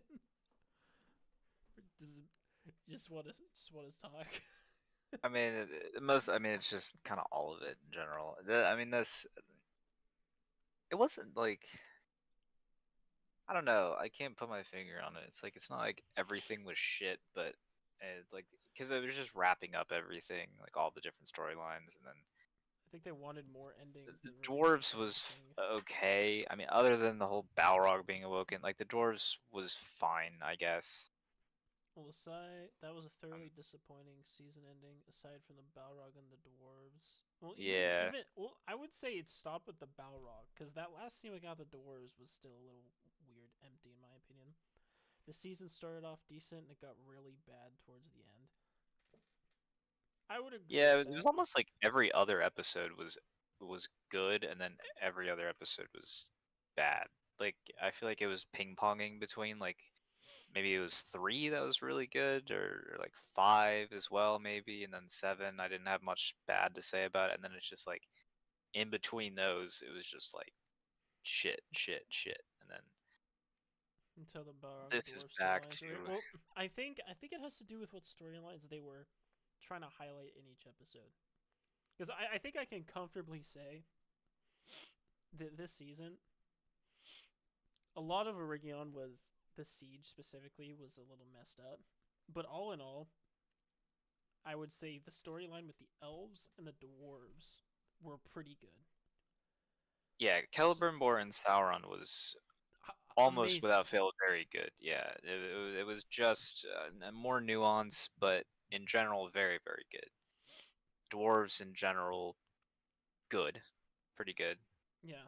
Um, Everything else, the next I would say probably Numenor, but like yeah, that's a I stretch. feel There's a big gap between the rest of the storylines because even yeah. Numenor, I don't think was good. Yeah, well it's like the only reason I say Numenor Yeah, I agree. It's in is third place. It's just there's a big gap between second and third oh place. yeah. I just I say Numenor because Hobbits, drink Gandalf, whatever. I don't even want to really talk about that to be honest. Yeah, It had some interesting moments with the Easterlings, but like Laugh said earlier, every time we saw them, see the Easterlings even, it got worse and worse. yeah. Uh, uh, then there's And the then Isildur yeah the whole Isildur, Arondir, Pelargir stuff. Didn't need that. is It was just unnecessary at best. yeah. I will say it was cool to see spiders and it was cool to see Entwives or an Entwife, Yeah, yeah. but I just yeah. Okay. really, really not needed. And then it's really I guess just the two other stories, Numenor and Adar and the orcs. But I feel like Or like it was kind of overstaying its welcome at this point. It's just like the I don't know. Adar I stuff. just yeah. I mean, I liked it in the first season definitely, and I still did like him as a character in the season. Like it wasn't bad, Mm-hmm. but it was just like I He don't know. could have. I He was kind of could getting have. tired of seeing it. I feel like if the siege happened earlier, then I would have been fine with it. Because him dying after the siege, I feel like is fine. It's just because, like you said, he kind of overstayed his welcome a little bit. But the fact that, like, he would have had to die at the end of the siege. But if the siege happened like halfway through the season, I feel like the amount of time he lasted would have been fine because then he would have died. It's just the fact Mhm. that the siege happened so late into the season, uh, that like Yeah. you get that feeling of him overstaying his welcome, like you mentioned. But also because of that, like, and they clearly want him dead. Like we don't even get a conclusion to his story. Like that was just so Right. sudden. The whole orc thing, it was just kind of existing a little bit, and maybe you saw some tension here or there. But like until this episode, like it was just kind of like just kind of smoothly, it was just going through the paces, and then randomly it gets turned on its head, and we don't even see what causes that. What would Laugh say? Until Yeah, like episode. the only death I think so far in the entire show that's actually meant anything, I think, was Celebrimbor. Like that was, it still Hmm. wasn't like the best. I wasn't like shocked. I wasn't like, oh my god, like, but it was still. I was like, okay, this is at least like a good death. It's like the first death that they actually did well, I think. I mean, who else has But died actually? I mean, that's another a point. lot. That's the thing, a lot. But you don't even notice it because just anytime they try to pause on someone's death, that's what I mean by like any death in the show. Oh, gotcha. Okay. I mean, I'm just thinking of like big characters though. I think the only deaths we've Right, big seen is characters, not really. Bronwyn, Celebrimbor, and during the Right, elders.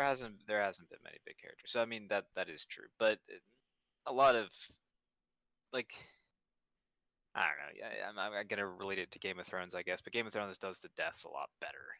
You know. Oh, sure.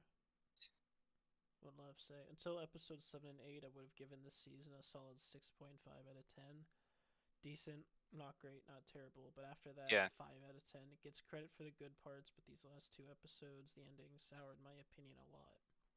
Yeah. Yeah. No, that's completely. Yeah, I was gonna give it like maybe a 6 out of 10 before this. Maybe yeah, 6.5. I think it didn't quite deserve a 7, but like 6.5 is good. And then, but yeah, it definitely deserves a couple points drop because it's just like at best It it was just ended doing poorly. too much. It ended. Yeah, I wasn't satisfied with the ending. First of all, the whole Rivendell thing was cheesy, but I mean, ignoring that, the just like the Sauron fighting with Galadriel, it's just like it's just too much. Like I think they're just it was just like too much creative Mm-hmm. liberty with it.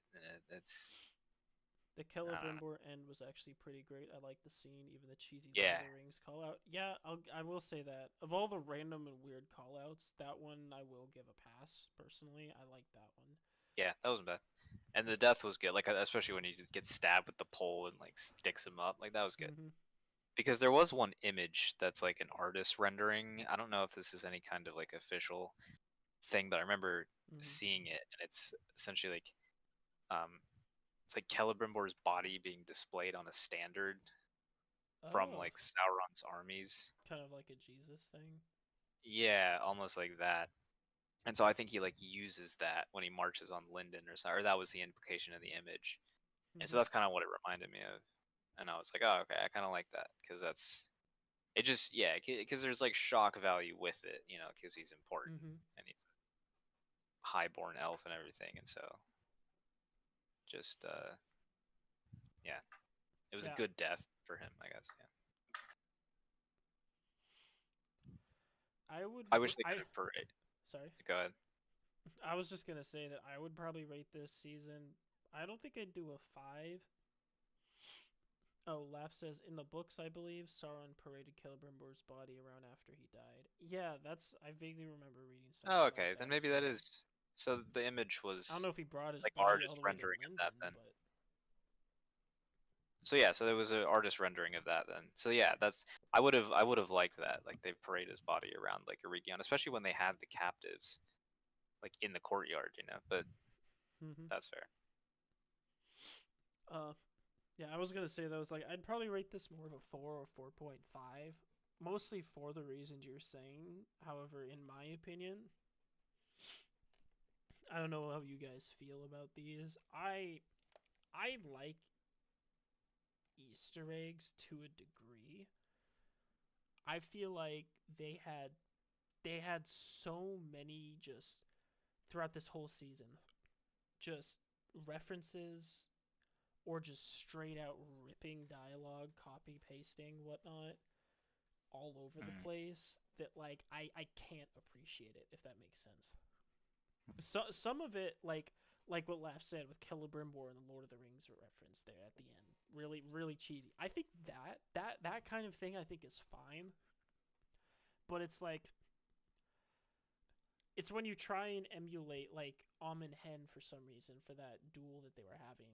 That was almost reminiscent, in my opinion, because it's bringing callbacks to the Am and Hen fight scene of Aragorn and the Uruk. Uh, a lot of dialogue happen, like just like I mentioned, being copied that I've mentioned over and over as we've watched this. I feel like to a degree it's just lazy, and just to another degree they're just trying to like get people like us to like catch that and recognize it and kind of be like, that whole Leonardo DiCaprio meme Hmm. um from the most from like Once Upon a Time in Hollywood, where he's like pointing from the couch and whatnot. It's like I feel like they wanted people like us to like be like that while we're watching Yeah. this, but like if you do that too much, it just loses the flair. Yeah. And just I wouldn't give it like, as far as rating goes, I wouldn't give it a 4 out of 10. I still would give it a 5 out of 10, Mhm. because a lot of my criticisms would be, they're like not exactly founded in reasoning. They're just like, I don't like the creative liberty they took with this, but technically it is, I guess, within their Mhm. role to do that. It was just too against the grain, in my opinion. So, like, it loses 3.5 points to a 6.5 just for all the objective problems, and then I think a lot of the problems with the eighth episode were more subjective, which is why I'm not going to give it, like, take off like another 2 full or 3 full points, but I'll take off some points because it's just, I can't, like, I didn't like it, but I didn't like it for kind of subjective reasons. I would say the sheer existence of the entire Hobbit Tom Gandalf Yeah, storyline that's a point right there. alone That's is a a point. point. Yeah. That's a point. Laugh says, I don't mind the Easter eggs or similar scenes in general, but the nameless thing in the bog felt very egregious. That one took me out of it entirely. Which one?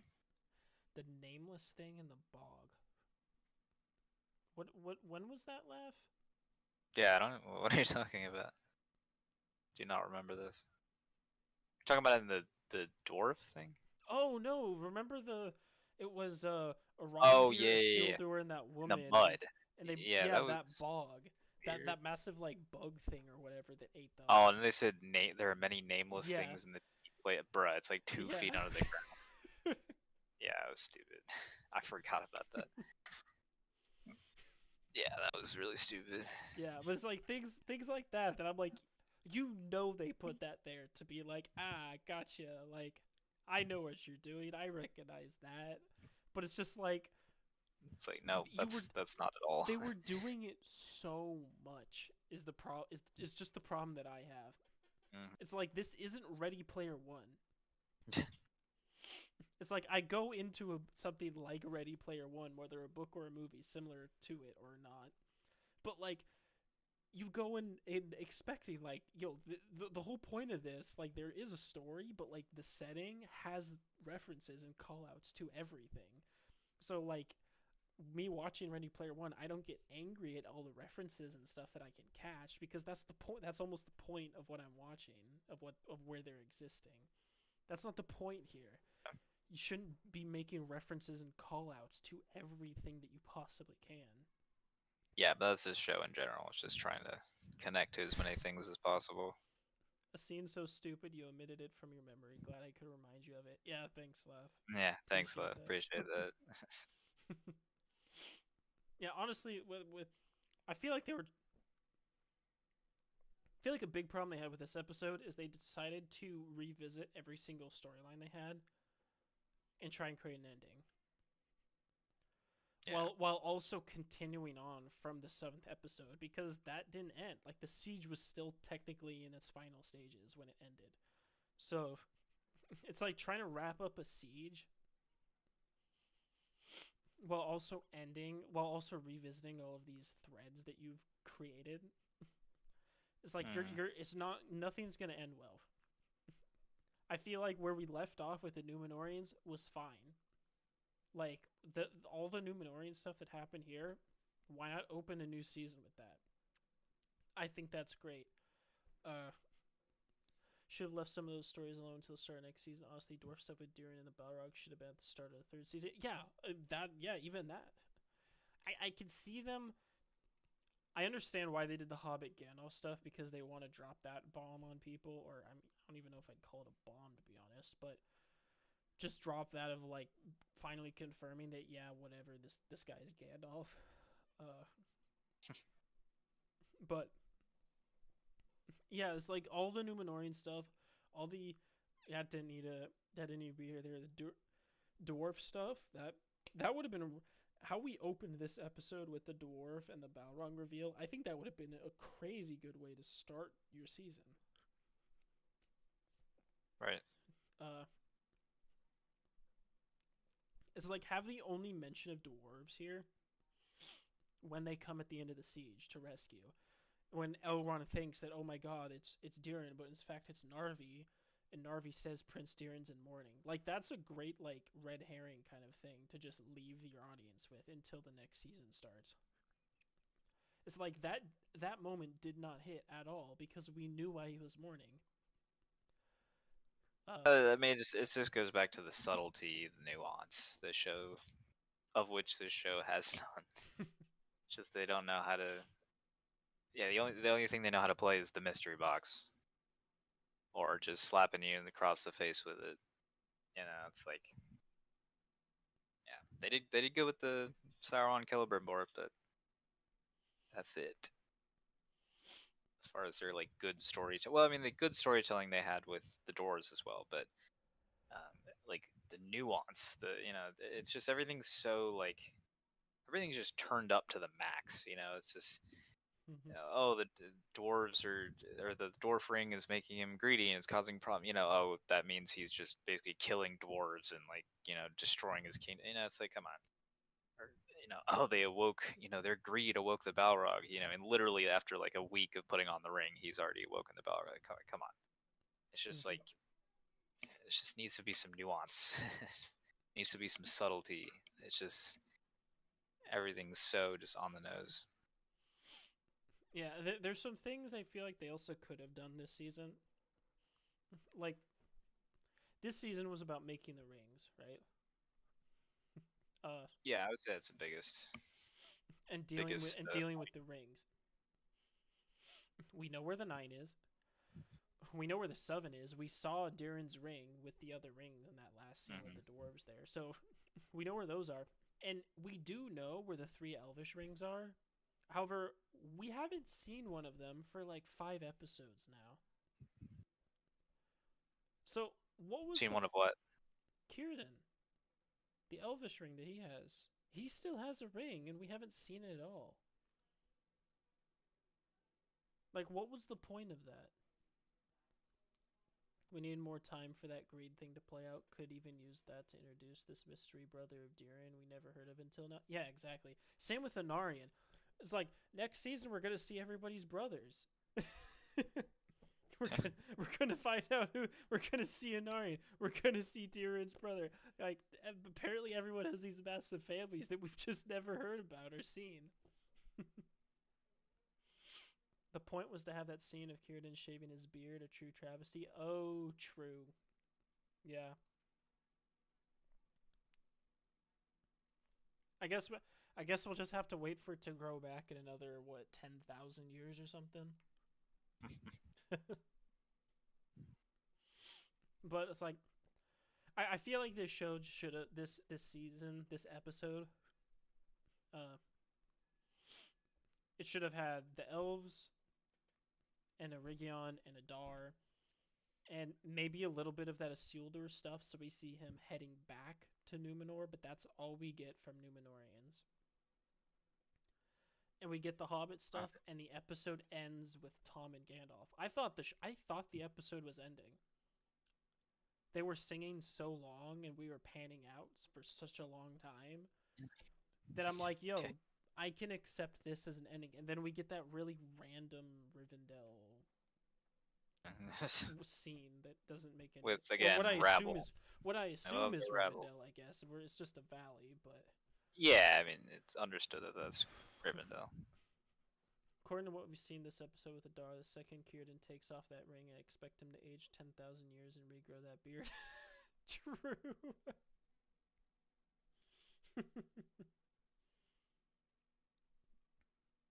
Yeah, but we need to get Gandalf over to Linden for that to happen, right? Okay. Well, you guys have any other things you want to bring up or mention before we I wrap mean, I things up? covered everything from my side. I'm. I mean, I wasn't excited to watch this season in the first place, Mm-hmm. and I think my excitement went a little bit up as the episodes started coming out because I was like, oh, you know what? Okay, this is a little bit course correcting, and now my excitement is back near what it was before the second season. So unless we do this again for the third season, I'm not going to watch the third season. But we'll probably do this again for the Yeah, we'll third season, probably do so this. I'll I watch. found this to be too much fun. But yeah, like just like after the first season, I have no desire to watch the next season. Like it's just, it might be cool to see where some of these storylines are going because I know where they're going, but at the same time, I know they're going to screw it up somehow. Mm-hmm. Yeah, so because I mean, I will say they have improved since the first season, but at the same time, I don't think they actually did as much as I think because a lot of the subtlety, the storytelling, the focusing on unimportant storylines, that all still existed.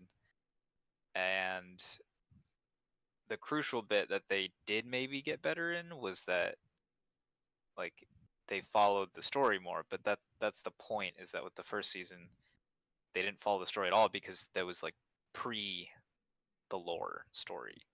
It's like they were setting everything up, they didn't have any lore to follow, so they were just doing their own thing. But like now that Mm-hmm. they're following the storyline, they still put this out, which isn't, that I don't like. So it's like, is it really better, or did they just, are they now able to follow the story and they still managed to make it pretty crap? So I don't know. Fair enough. Moral of the story: I'm not excited for the third season, but I Laugh will trash on it says, oh, for sure. Laugh says they've got nothing else to add for now. Sure, you'll have more to say later after you've thought about it. Yeah, I probably will too. Especially after maybe reading some articles, watching some review videos other people have done. I those do are like Eric Kane. those are always fun. I think he's pretty unbiased. Mm-hmm. I don't know if you've seen him on YouTube. He does fantasy stuff, so he'll probably watch this. And um, yeah, he writes for Forbes, so he Okay. has like a little nerd channel that he does. Mm-hmm. Um, so it's like very, it's like a well reasoned channel. It's not one of those just like nerd erotic or some garbage like that. This is like an actual channel that does discuss and give credit where credit's due. But he's generally been pretty negative on the Rings of Power. Um, Mm-hmm. so I'll probably watch his. I probably am not gonna watch any lore video. Maybe Nerd of the Rings, maybe. But I'm not gonna watch any other lore channels reaction I to like what Men of the West did with season. season one. I might watch them. Yeah, I'm not going to, or Broken Sword, or any of them, because like I know what they're gonna say. It's just gonna be the same shit that we've been saying. Because they come at it from a lore perspective, which this season Yep. also trashed on, just like the first season. So it's like they're not gonna say anything new that I haven't heard. But I will probably, like, Nerd of the Rings might have like a unique, because I'm curious, because he's I like generally his like a stuff. lot more positive about the show, Yeah. but he comes at it from a lore perspective. So I might be interested to see what he has to say about if he actually liked it. Whereas I know like the rest of the lore channels are not gonna like it. Like that's not news to me. Um, but Nerd of the Rings, like I'd be interested because I think he might. I'd season like we did. Mm-hmm. I think he probably would, but would still have some problems with the lore. Yeah. I mean, Yeah, this is what it is. I have nothing else to say. This was a pretty lackluster season, all in all. had Had some moments where I was like, you know what, this isn't that bad, but it yeah. disappointed me at I times. how would you compare it to season one? Same with you, Laugh. If you guys even fucking remember. I mean, like I said, it was better. I'm not gonna lie, it was better. I think in season one it was almost all bad. Like there weren't really moments where I was like, oh, you know what, I'm kind of willing to see where this goes.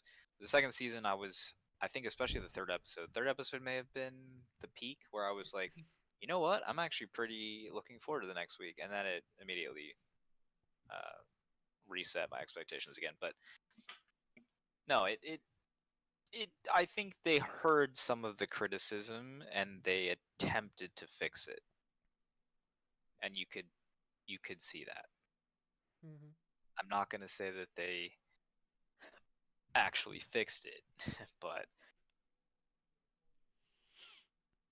it I would was, agree. yeah. Because I mean, if we gave it a 5 out of 10, what did we give the first season? Season one will be a 4 out of 10 at best. All of those points are from cinematography, costuming, CGI. It carries hard. I Yeah, would agree, laugh, and same with and it's. I would say that stuff just got even better for season two. Uh, yeah. The costumes got better, I think, except some of the elf for stuff. for the armor specifically, because in the first season, actually, I will say the costumes I actually didn't like. Like I didn't like any of the elf outfits except maybe Galadriel's armor, and the Numenor outfits also were not good. Whereas in the second The season, like orcs the were amazing Numenor though. guards, the orcs were good. Yeah, the Numenor guards now look really nice. Like they look how they're supposed to look. You know, like they look really Mm-hmm. good with that blue armor and like the gold trim and everything. Like, that looks sick. Dwarves look awesome. The elves the elves look good. Like I think a lot better than they did.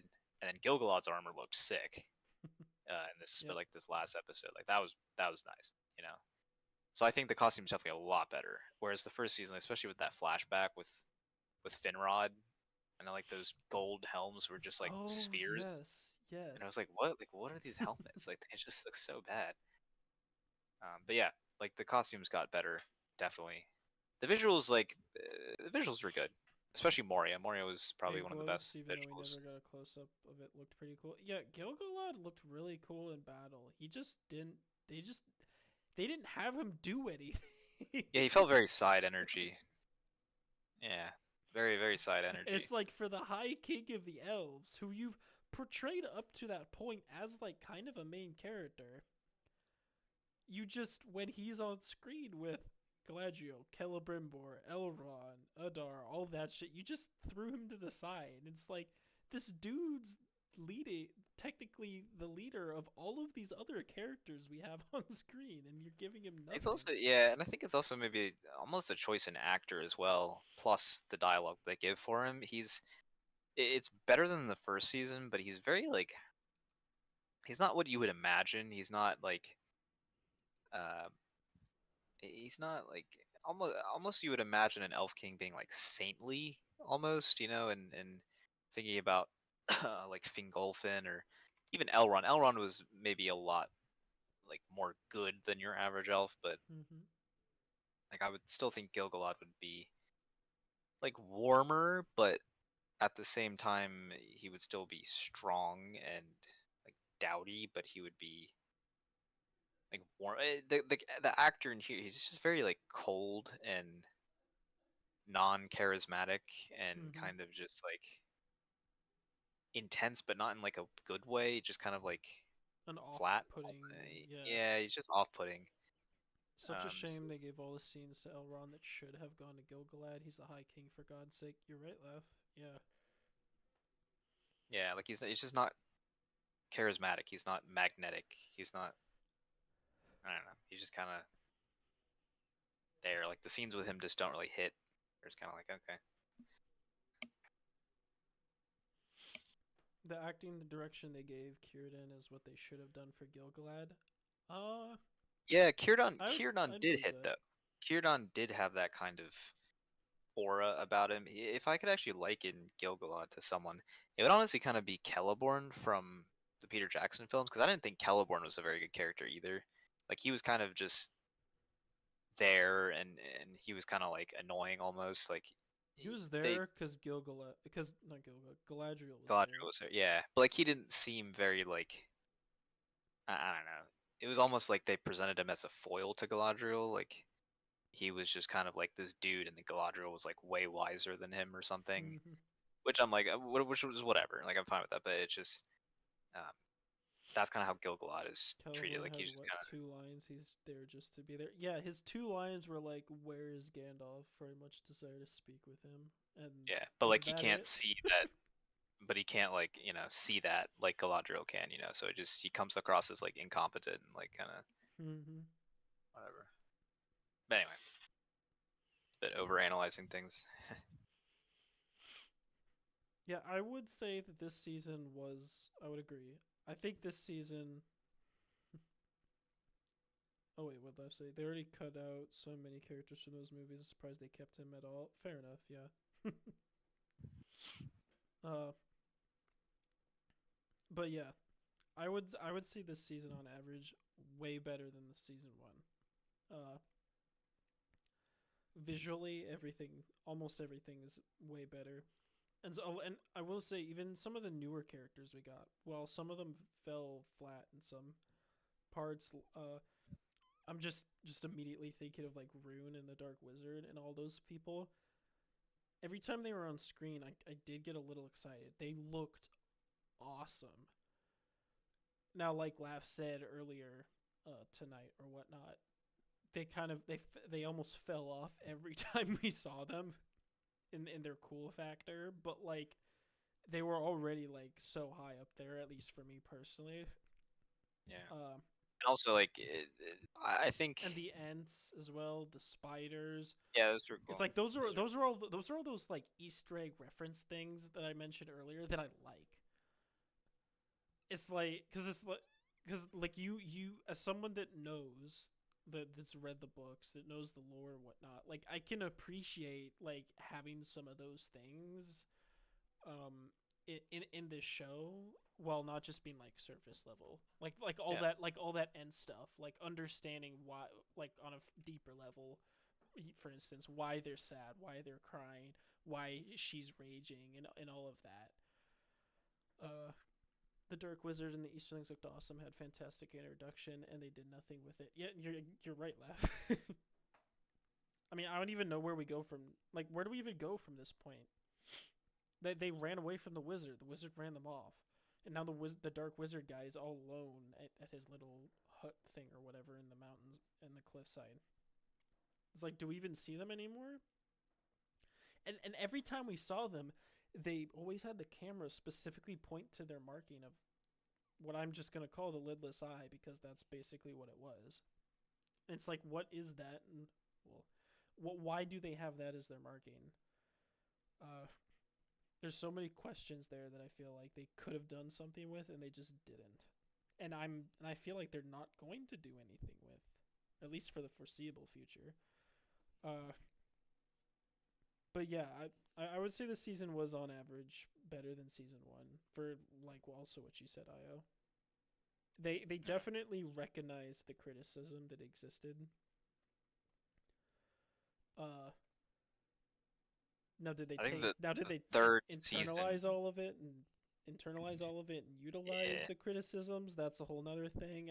I don't think they did that on for most of the time, but they saw that there was criticisms and they changed, and they very clearly attempted to change some things Mhm. for the better. But yeah, what season three? Yeah, what are we thinking about for that? Or No, I was just gonna say that season three, like it could potentially, it's set up okay to actually condense some of the storylines. mhm, So theoretically, no more hobbits, I guess, but I don't know about that yet.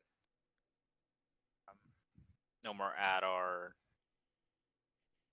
So it's potentially like it they can continue the upward trend, and they've dealt with some of the side storylines. Then maybe no more Theo as well, probably. So it's like hopefully maybe he didn't die though. it'll be even better than the second season, but might be a Yeah. high hope. What about you, Lef? I'll give you a second to type anything if you're going to. What do you think about this season compared to season one, or thoughts for season three?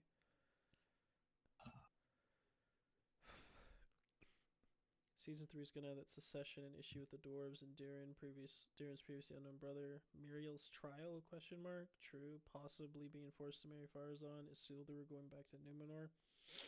I feel like season 3 will be much more heavily Numenor focused than we did get in season 2. Yeah, definitely. Uh, we're gonna have the elves go retreating to Linden.